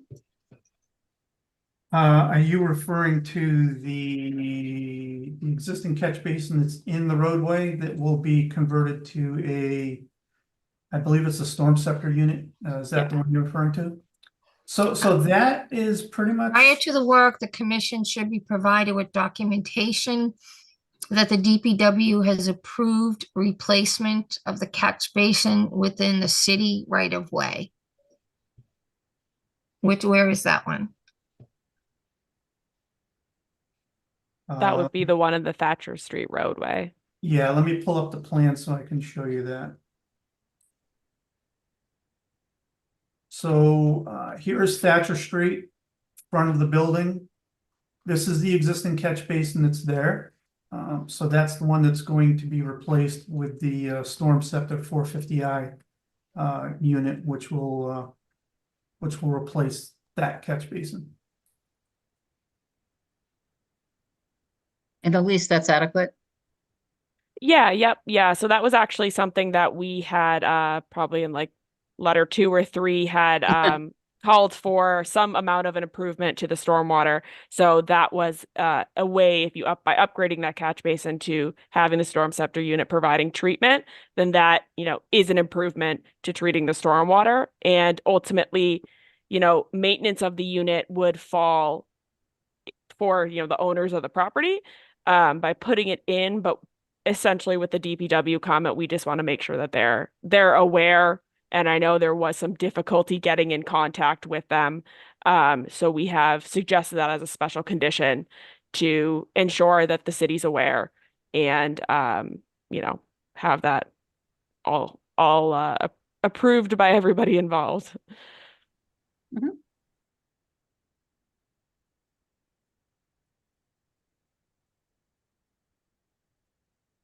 Commissioners, any other questions or comments?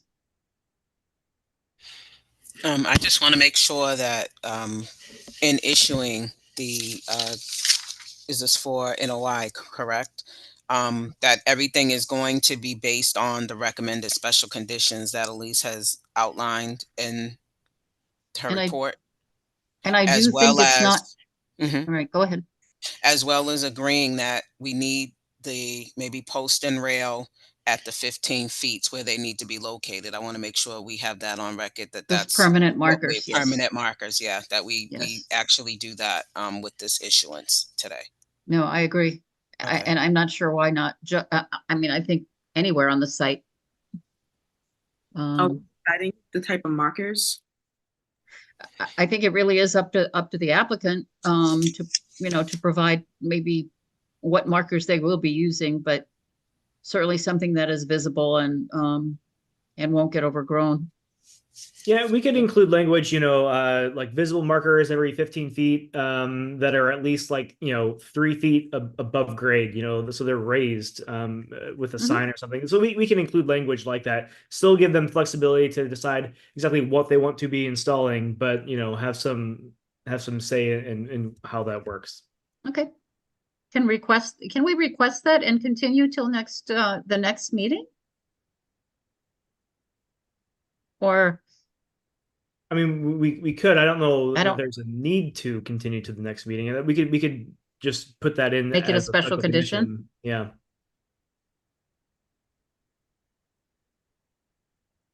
Elise, you think you're comfortable with that? Making it just a special Yeah. condition? Yeah. I think that that's fair. I've definitely seen it done on other projects, and something that the commission could also include as a part of that, just for a little bit of oversight, is that the final design for final markers to be installed just be shown to the agent to be given a stamp of approval, or just as Yeah, a second layer. Yeah. before the order of conditions is issued.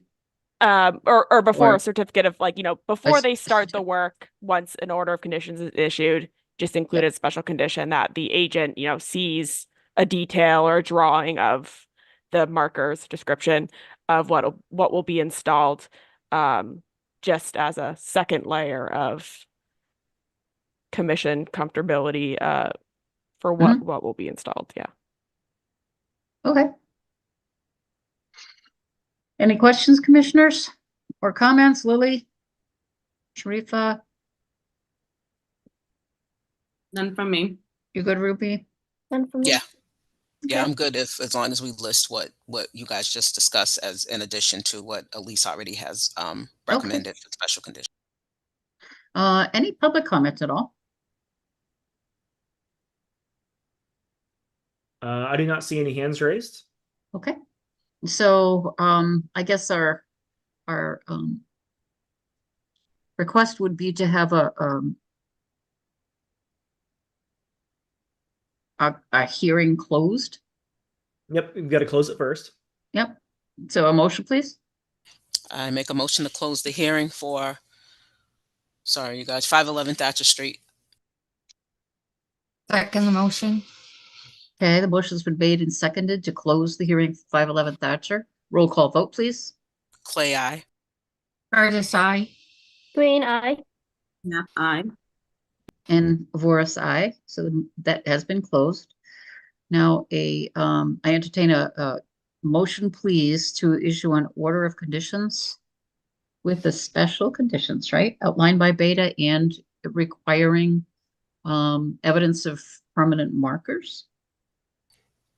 Yep, I make a motion to issue the order of conditions with the special conditions outlined in Beta's agent report, along with the additional conditions of outlining the permanent markers and what's going to be selected to make things visible. Also every 15 feet, correct? Yes. Correct. Okay. I'll second that. Okay, the motion's been made and seconded. Roll call vote, please. Clay, aye. Curtis, aye. Green, aye. Knapp, aye. And Voris, aye. That motion passes. Okay. Thank you.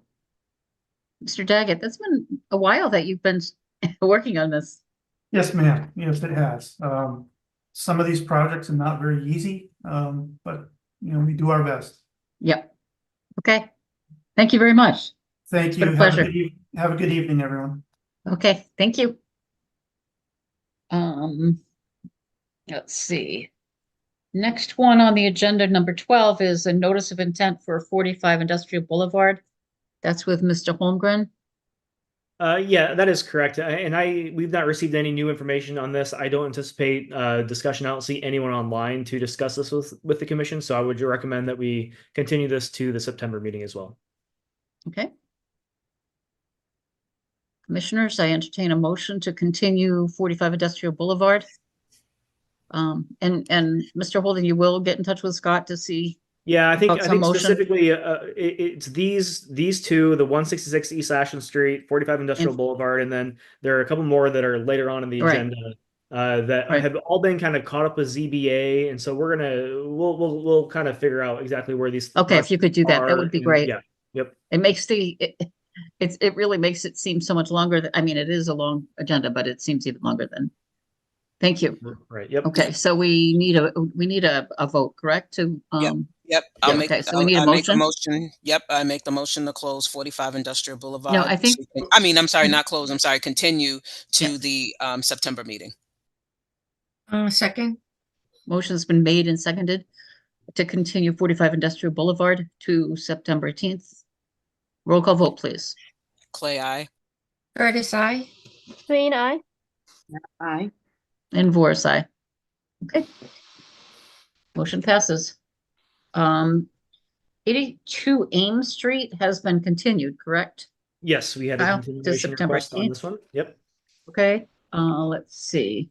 Oh, these were the other two. The notice of intent for 0 Ashland Street, Lot A, Yes. and 0 Ashland Street, Lot B, also a notice of intent with Right. So Holmgren. let's and same thing with both of these. The applicant isn't here. We've not received any new information. So for both of these, I think we should continue, but we should continue them separately. Like do Yep, one vote absolutely, per- yeah. absolutely. Absolutely. So I entertain a motion to continue 0 East Ashland Street, Lot A to September 18th. I make a motion to continue 0 East Ashland Lot A to the September meeting. Second, Motion's been made and seconded. Roll call vote, please. Clay, aye. Curtis, I. Green eye. Aye. And Voris, aye. Thank you. The next would be a motion to continue 0 East Ashland Street, Lot B. I make a motion to continue Lot B to the September meeting. I second. Motion's been made and seconded to continue 0 East Ashland Street, Lot B to the meeting on September 18th. Roll call vote, please. Clay, aye. Curtis, I. Green eye. Not aye. And Voris, aye. Kyle, when does the ZBA, how long does it take to get a ZBA waiver for something like that? Well, it depends. And so for these two in particular, I can give a little bit of update because I talked to the person that manages the ZBA meetings earlier this week. The ZBA denied the variance for both of these lots. Really? Yes, but the decision hasn't been officially like written yet. So after the decision is finalized, I guess there, and I'm not exactly sure the details of this, but apparently that can be appealed somehow through planning board. So once the decision is final, that will go over to another one of the people in the planning department, Evan Sears, who will review that decision, and then he will give us he will let us know what the next step is as far as the permitting on their end for this. It might be completely dead, or there might be a way that they can continue with the zoning variance, like getting kind of a like they can kind of appeal it through the planning board, I think. But and again, I don't know the details, Joyce, but we will be working with this. This one's actively been denied at zoning. I think it has to go to planning next. And then we'll just kind of see what that looks like, hopefully next month. Okay, thank you. Yep. So that's all set. So number 16 is notice of intent for 339 Quincy Street.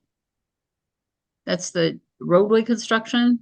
Yeah, so this one is this is another one that the beta is reviewing for the commission, and they've been back and forth with the applicant. They're close to getting something that's probably approvable. The goal is to have something for the commission in September. This was the one that had, was it a water line or sewer line or something going through the wetland, right? Yeah, I think both of those going Yeah. through the wetland. Yes. Yeah. Yep. So we're looking at a September meeting about this. So this also needs to be continued. Okay. Entertain a motion, please, to continue 339 Quincy Street to September 18th meeting. I make a motion to continue 339 Quincy Street to the September meeting. I second. Motion's been made and seconded. Roll call vote, please. Clay, aye. Curtis, I. Green eye. Not aye. And Voris, aye. Okay. Let's see what's next. Notice of intent for 1005 Belmont Street. Yeah, Residential building construction. I've promoted a couple people that are here to talk to the commission about this. But broadly speaking, this is that project that is proposed to. The footprint of this building will be within the 25-foot no touch zone. So really, before this review of this project continues any further, the commission just needs to decide if they're comfortable allowing the kind of the footprint to be in that close proximity to the wetland resource area. So Michael Joyce is here to talk to you all about that tonight, and I'm hoping we can give them some guidance moving forward. It's been a few months since we've been kind of looking at this one. Hi, Mr. Joyce. How are you?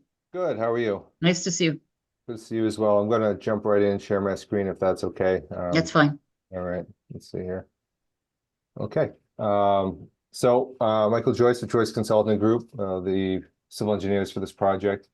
We presented to you back in May, I believe, May 15th with our first rendition. Then we only had presented again the following month or 2 months later, but we only had 3 people, so we wanted the chance to present to the whole board. So I'll go over quickly as I can what we've done, and just kind of an quick overview of the project. It's 1005 Belmont Street. That's where the old Roadway Inn is. This is the old Roadway Inn. Now it's Roadway Apartments. It has 69 units of housing. We're proposing to construct, previously it was a 31 unit building. After the revisions, we're down to 29 units. There was some office space in the original proposal, but now we've removed the office space to try and preserve units. So we're proposing a 29 unit, 3-story building. It's going to be constructed, proposed to be constructed in the existing parking area here. We had performed a site visit, and there is a dumpster and a couple storage sheds out on site currently. But this is essentially how it looks now, with the exception of those sheds and dumpsters. This is the existing conditions plan. As we said, there's the roadway in on Belmont Street. There's also access from Coolidge Street. And this little area here of this area of pavement is where we're working. On the next sheet, we should have. So this is the demo plan, but gives you an idea of. This one's better. Gives you an idea of the buffers. So we have the wetlands, which are associated with a brook in the rear of the property. The wetlands kind of circle the site, and then we have the 25-foot buffer here. And then we have the 50 and the 100 associated with that. There's also floodplain on the site, but it's outside of our area of work. It's more or less the limit of it is the wetland lines, or even a little bit further into the wetland. And this is the old proposed building, which you can see kind of impedes into the resource areas. We also had the 25-foot no-touch buffer. We also have the patio that had protruded into the 25-foot buffer. So we went back to the drawing board, and we came back with the new building footprint.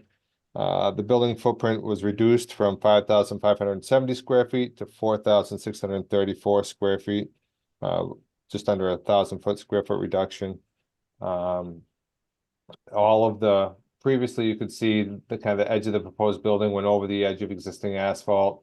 We pulled everything closer to the roadway in to try and minimize the impact. So now the proposed footprint, the majority of it is outside of the 25-foot buffer, and it's completely within the limits of the existing edge of pavement.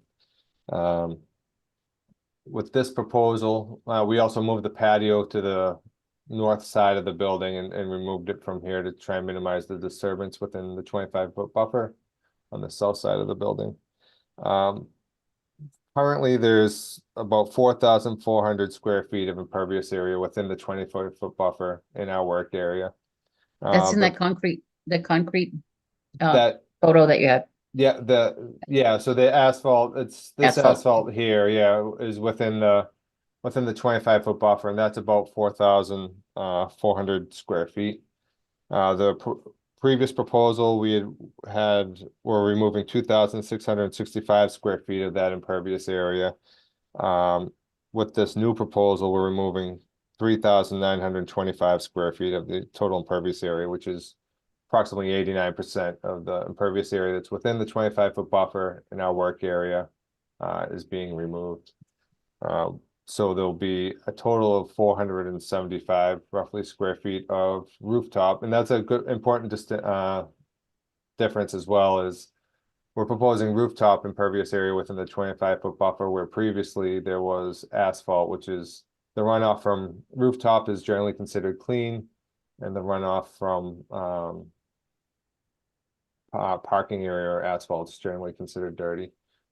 So we'll be, this just kind of gives you an idea. The dash blue was our previous proposal. The dark gray obviously is what we're proposing now.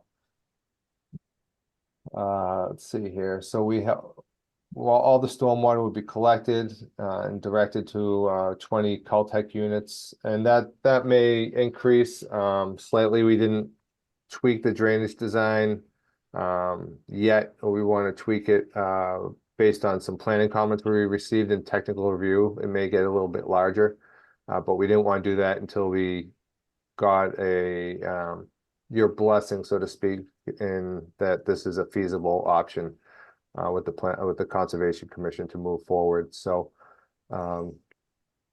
this is more or less the proposal. There'd be 20 units of Caltex, which the stormwater will be located routed there. We have a couple catch basins, and then it would overflow back to the wetland area as it previously had before. Overall, there'd be within the 100-foot buffer to the bordering vegetative wetland. With this current proposal, there'd be a 7,950 square foot reduction in impervious area. And within the 25-foot no-touch buffer, there'd be a 3,925 square foot reduction in impervious area. So overall, we believe it is a better alternative than the existing parking area as proposed, but I'm happy to answer any questions. I know I went through it quickly, but I know you've been here for a couple hours, so I was trying to make it as brief as possible. Where will the parking be? So currently there's 100, let's see if I believe I have it in one of these. Currently there's, yep, there we go. There's 100 parking spaces on the site. We got a decision from the building inspector that I believe we needed 1 parking space per unit. So we would meet that requirement with the existing parking that's on site. Currently, this use really doesn't warrant that much parking. Currently, there's about 14 or 17 spaces used maximum on a given day. And usually it's typically less than that for the 69 units that are there. Typically the people that are staying in these units don't have cars. So we really, I know we're really, the number of units is really the premium thing that we're trying to preserve here, to help people to not be homeless. So.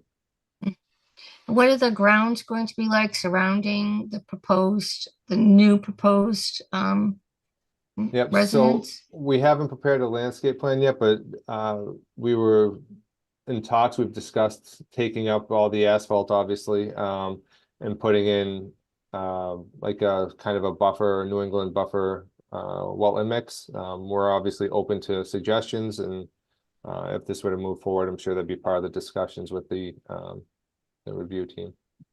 But you would remove all that impervious? Yep, so all the asphalt would come out from around the building. The only impervious area would be within the 25-foot buffer would be the corners of the buildings, the 2 corners of the building here. Everything else would be removed. Okay.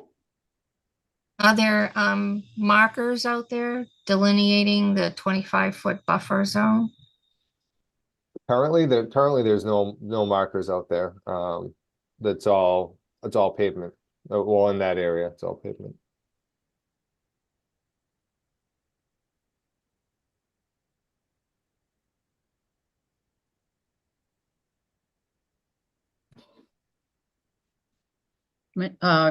Kyle. Yeah, I don't have any comments. I don't think. Thanks, Joyce. Okay. Commissioners, discussion. It's a better plan than it was last time. Less impact to the 25-foot buffer zone. And if there's, I don't know, the ground surrounding the building going to be used at all? Or is just the patio area the only outdoor usage of the land surrounding the building? Yeah, from my understanding, it'll be the patio, and then also I think there's going to be services offered in the existing building. Emily Rothschild is also on the call, and she may be able to answer that a little bit more eloquently. Kyle, would you mind promoting? She's promoted. Oh, Unmute. Is that right? Can you I hear me? am. We can. All right. Yep. Hi. Yeah, I don't think people really would be using the area behind the building. As a matter of fact, we would discourage it because it's harder for us to staff and control the use back there. So those areas that would have the what was it, the wetlands mix or the planting seed mix, those would be undisturbed. People would be hanging out on the patio, and there's also a patio behind the existing building. They might hang out there a little bit.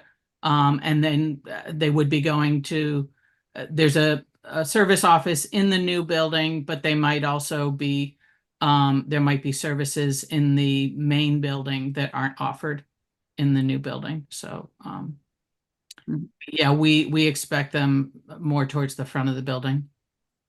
If there may be an exit towards the back, but that would be emergency use only.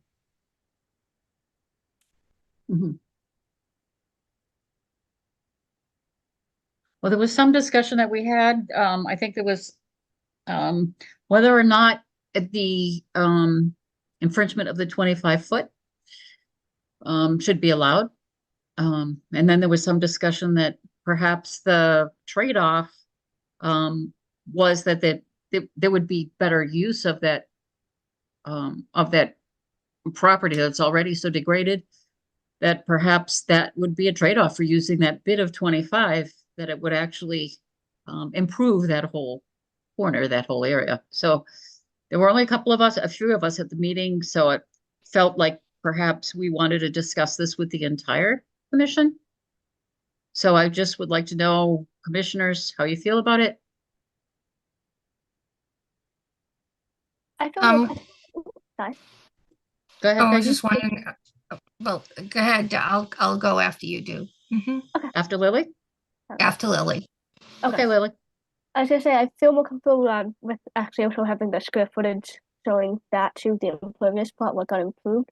I think the only thing I would have is there a way for us if we do issue to have this, like, just what we were saying, kind of like marking off the 25-foot, just to kind of emphasize the, like, any kind of, like, maybe similar to like what we're doing with the last filing, any kind of like signage or something, just to help to discourage, any potential sensitive area. Yeah. I think that'd be the only thing that maybe to include that in it. That's certainly something we'd be willing to do. Could figure out maybe at the bottom of the stairs on the patio side, environmentally sensitive area, restricted for emergency use only, or something of that nature. And we could do something along the south side of the building as well. What about during the construction of this building? How much of the 25-foot buffer will be disturbed in the construction of this building? I would suggest that we disturb no more than the limits of the pavement. I think that we would put down the silt fence right at the edge of the pavement, remove the pavement, and that would be as far as we would go, unless there was, I don't see any need to expand beyond that. If that whole buffer is on pavement. Right. Well, yeah, all the pavement is the edge of the pavement is within the buffer, so there would be a way to avoid going into the 25-foot buffer without removing the asphalt.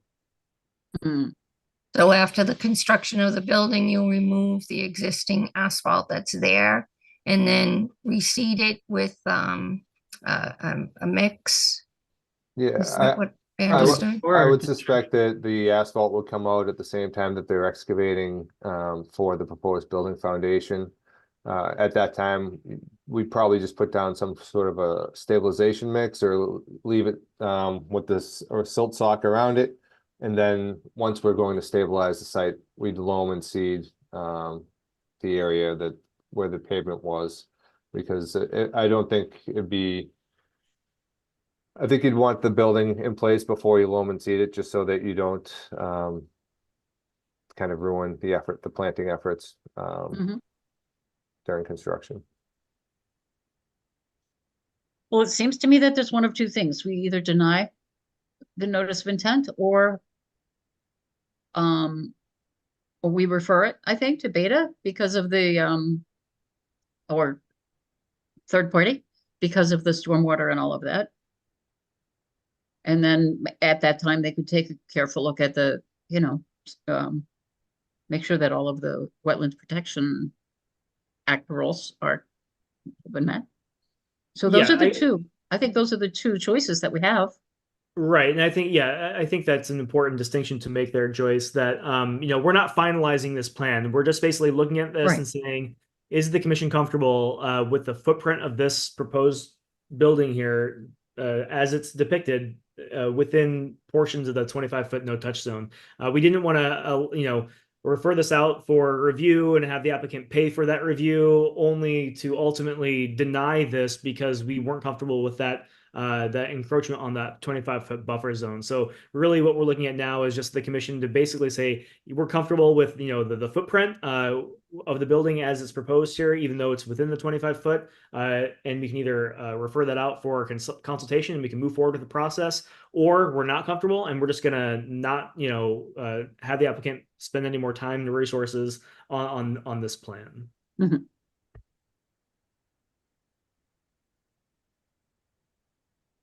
I don't think I've heard anything from Sharifa or Ruby or Lily. Oh yeah, that Lily just spoke, right? Where would these permanent markers go if the building is going to be within the 25-foot buffer? No touch zone. Yeah, I think instead of putting them on the buffer, you would put them kind of at the base of the stairs where the patio is on the north side, and then maybe a couple just beyond kind of where that's or just where that stairway is on the south side. I'm envisioning something like on a 4x4 post with almost like a handicap size sign. I don't know what those are, like 1x2 that says environmentally sensitive area. I think we'd also be open to fencing it off if that was preferred. We could look at that. And we might even like having a fence and keeping people more towards the building. Sure. And if so preferred, we could put a sign right on the fence as well. Yeah. Mm-hmm. Mm-hmm.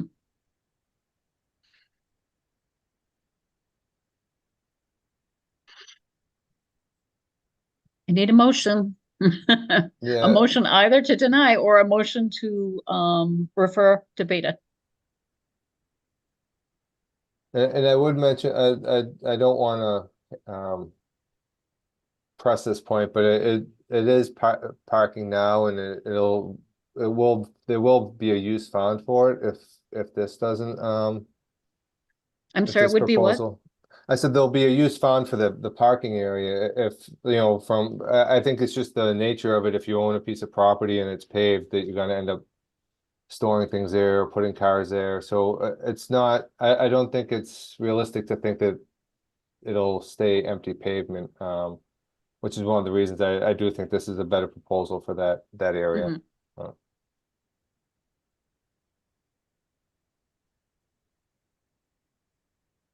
Commissioners, I need a motion. I make a motion for 1005 Belmont Street to refer it to Beta for stormwater management. And then continue it to the September, or we'll continue it to the next meeting as needed. Mm-hmm. Is there a second? I second that. So the motion has been made and seconded to refer, I'm sorry, what's the address? Oh, to third party, I guess. Yep, 1005 Belmont Street to Beta for review. And that motion's been made and seconded. Roll call vote, please. Clay, I. Curtis, I. Green eye. Map I. And Voris, aye. Thank you very much. Thank you very much. Thank you very much. Thanks for all your help too with showing us around and everything. Absolutely. My pleasure. Okay. Thank you. Okay. Well, let's see, where are we now? Newbury Street. 18. Notice of intent, bridge improvements for Newbury Street. Yeah, I don't see anyone in the attendees list like the applicant, but Lisa's here from Beta. Beta submitted a favorable recommendation to the commission. So Elise, if you want to maybe kind of review this for everyone, that would be great. I would love to. So yeah, this project was the replacement of the Newbury Street Bridge. It's essentially was going to be an in-kind replacement. There isn't a lot of room for improvement in the area considering its location. It's within residential. So ultimately we went back and forth. We had a meeting with the applicant and just hashed out some small details. So ultimately the project complies with the general performance standards for work within bank, land underwater, bordering land subject to flooding and riverfront area. And they've also documented compliance with the local and state and Massachusetts stormwater standards to the maximum extent practicable, which is the only extent they have to for a redevelopment project. And ultimately, you know, the existing stormwater at the site runs into catch basins that go right into the river, Salisbury Brook, with no treatment. So they're proposing as part of the project to upgrade the catch basins to deep sump, which is essentially going to allow for some treatment before it goes right into the brook. They're also proposing some scour protection at the, I think it was the northeast corner of the bridge where there is, the bridge is being undermined a bit. So ultimately, you know, Beta, we've reviewed and recommend the issuance of an order of conditions. And I believe we had a few special conditions, not too many that we recommended. I believe it was only 3 or 4.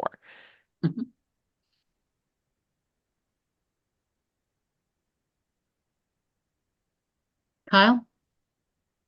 Yeah, sure. Yeah, so at least 4 special conditions were recommended by Beta. One thing that didn't make it into the special conditions, but it was, oh, sorry. Oh, you're good, sorry. Oh, okay. That was noted in the report. Beta just made a comment that that this project, Newbury Street, does not adhere to the 25-foot no disturbance policy that we just kind of were referring to in the last project, and that it's really up to the commission whether or not you feel comfortable moving forward with this project or not, given that it doesn't adhere to that 25-foot no touch disturbance area. But that said, this is bridge work over the resource area, so like you know, like if the bridge is going to be replaced at all, it's going to have an impact on that 25-foot resource area. So just so the commission is aware, and just because we had this giant discussion about that with the last agenda item, I just wanted to make sure that the commission was aware of that. Thank you, Kyle. Commissioners, any questions? No. No questions. Okay. So the motion to close then? I make a motion to close the hearing for, sorry, you guys, Newbury Street. That's the one we're on, right? Newbury Street. Yeah, Newbury Street. I second it. So motion's been made and seconded to close the hearing on the Newbury Street Bridge Improvement Project. A roll call vote, please. Clay, I. Curtis, I. Green eye. Aye. And Voris, aye. Now, motion to issue a order of conditions with standard conditions and special conditions from Beta. Yep, I make a motion to issue the order of conditions with special conditions outlined in the Beta report, listed items, and any other additional conditions added. for the Newberry Street Bridge improvements. I'll second. Motion's been made and seconded. Roll call vote, please. Clay, I. Curtis, I. Green eye. Map I. And Voris, aye. Thank you. Warren Avenue between Spring and Belmont, the two-way conversion project, that's been continued to September 18th. Property at 1380 Main Street, Campello Towers modernization, that's also been continued to September 18th. I do have one comment on that last agenda item, number 20, Madam Chair. Yes, The Campello. representative is no longer GM2 Associates. It will be Okay. Millennium Engineering Incorporated, abbreviated MEI. MEI, Yep. Millennium. Millennium Engineering Incorporated. Yep. I'll put it in my notes. Thank you. Mhm. Incorporated. Thanks very much. The last one of the regular agenda items is certificate of compliance for 196 Manley Street. Yeah, I can kind of speak to this, Madam Chair. Ms. if you Holmgren would also. like. So the commission met out at 196 Manley Street a week or two ago to kind of look at this. This is after last month where this was initially brought before the commission.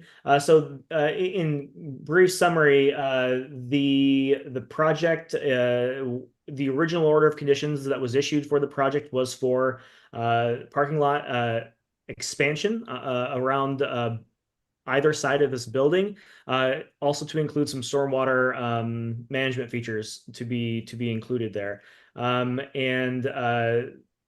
The applicant applied for a certificate of compliance 2 or 3 years ago, and that was denied because there are significant differences between the approved site plan and then the as-built site plan. The agent at the time, Megan Shave, reviewed those differences in past agent reports.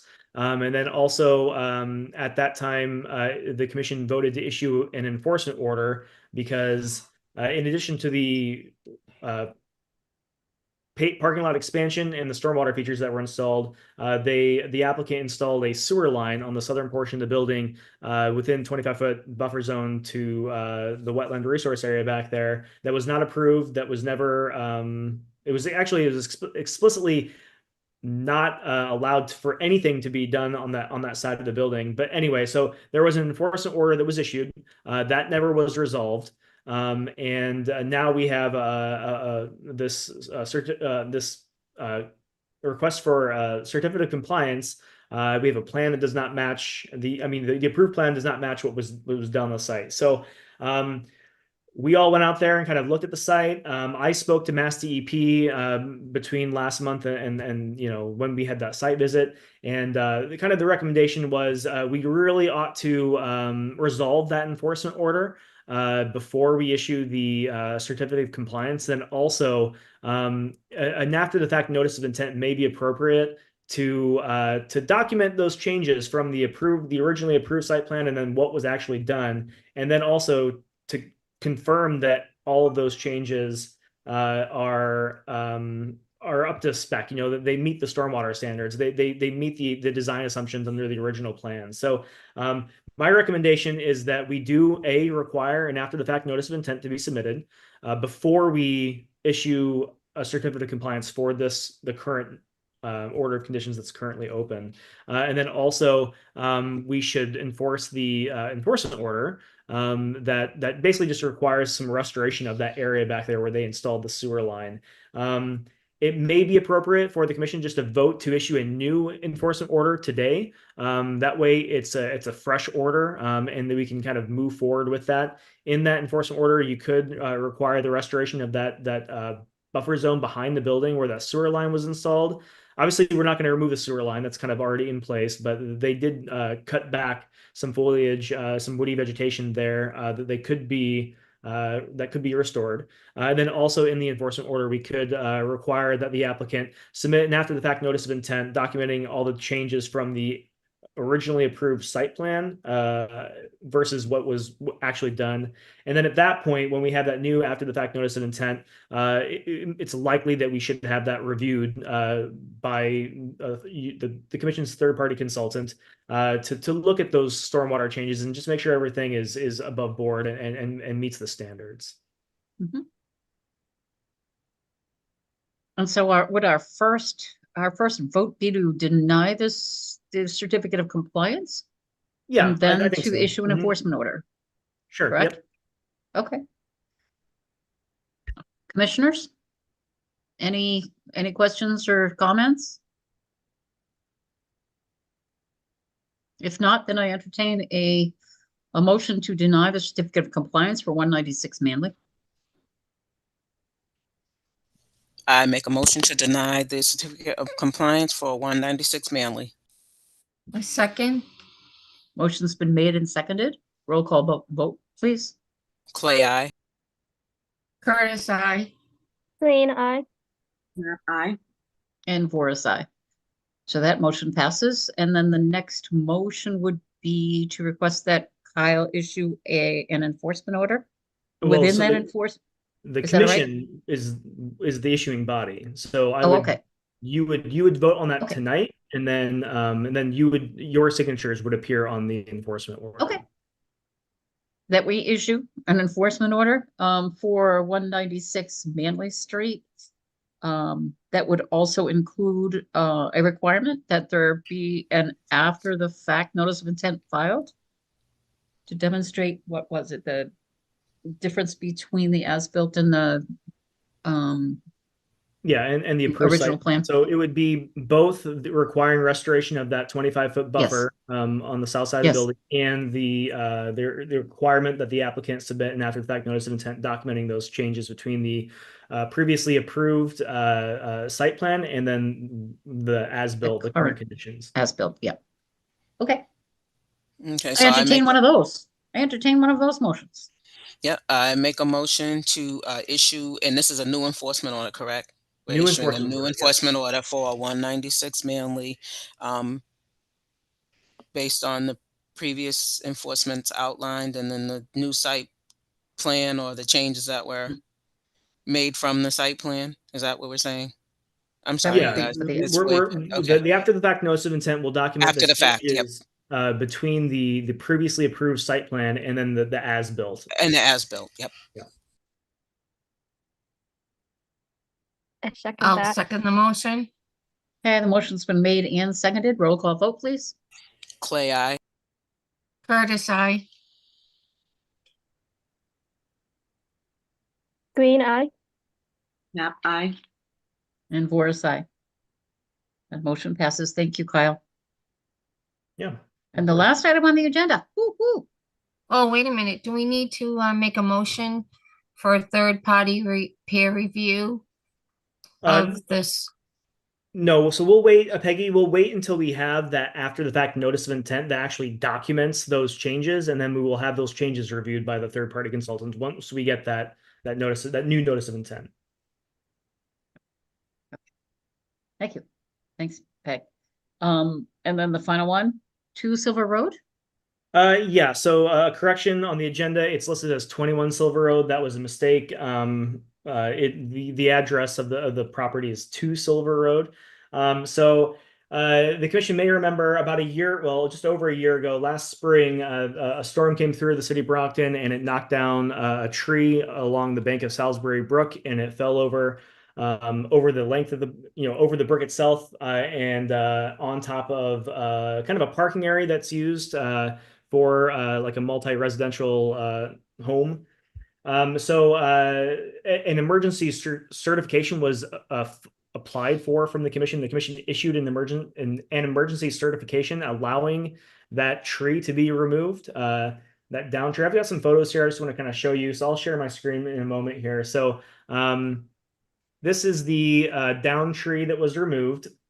You can see that it fell over this parking area and landed on some cars and things like that. So normally the removal of a tree like this would require a minimum an RDA, but probably more likely, more appropriately, a notice of intent.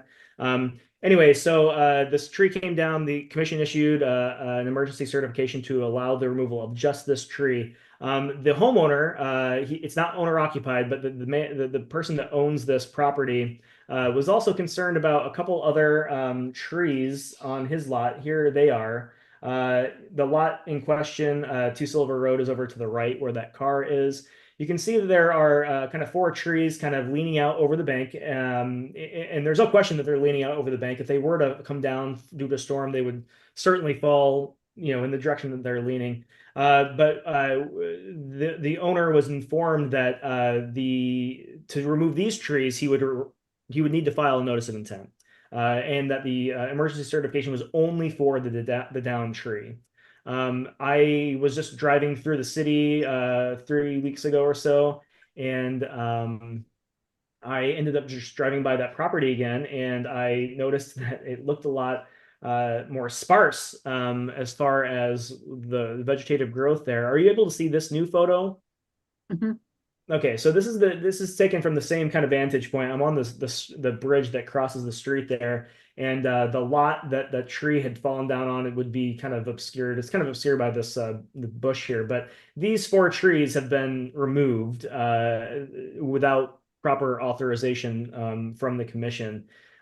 So I'm recommending that the commission issue a second enforcement order to the property owner of 2 Silver Road for the unpermitted removal of these trees, and then require that the property owner do some sort of riverfront restoration to stabilize this area through here. Maybe that's new woody vegetation planted. I'm not exactly sure what that restoration plan would look like, but that would be up to the applicant to kind of, or not the applicant in this case, but the property owner to develop some sort of plan that the commission can approve to address this unpermitted tree clearing. Kyle, there was not already an enforcement order, right? It was just an emergency. It was an emergency. Yeah, it was not an enforcement order. It was just an emergency Before. certification allowing that Certification. Yep. Okay. yeah, that tree to be Okay. removed without, because normally, like, the normal process would be RDA Right. or notice of intent, and that can take, Right. you got to file, you got to wait for a meeting. The emergency certification allows work to be done today. Yep. So they could immediately go out there and remove that Yep. tree. But it was very specific that Yeah, emergency no, order was only for that.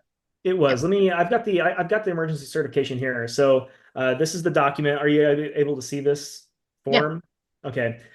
So it says, work to be allowed, removal of the downed tree, specifications provided in the special conditions. There's an asterisk here. May not include work beyond what is necessary to abate the emergency. The emergency was the downed tree, and that's it.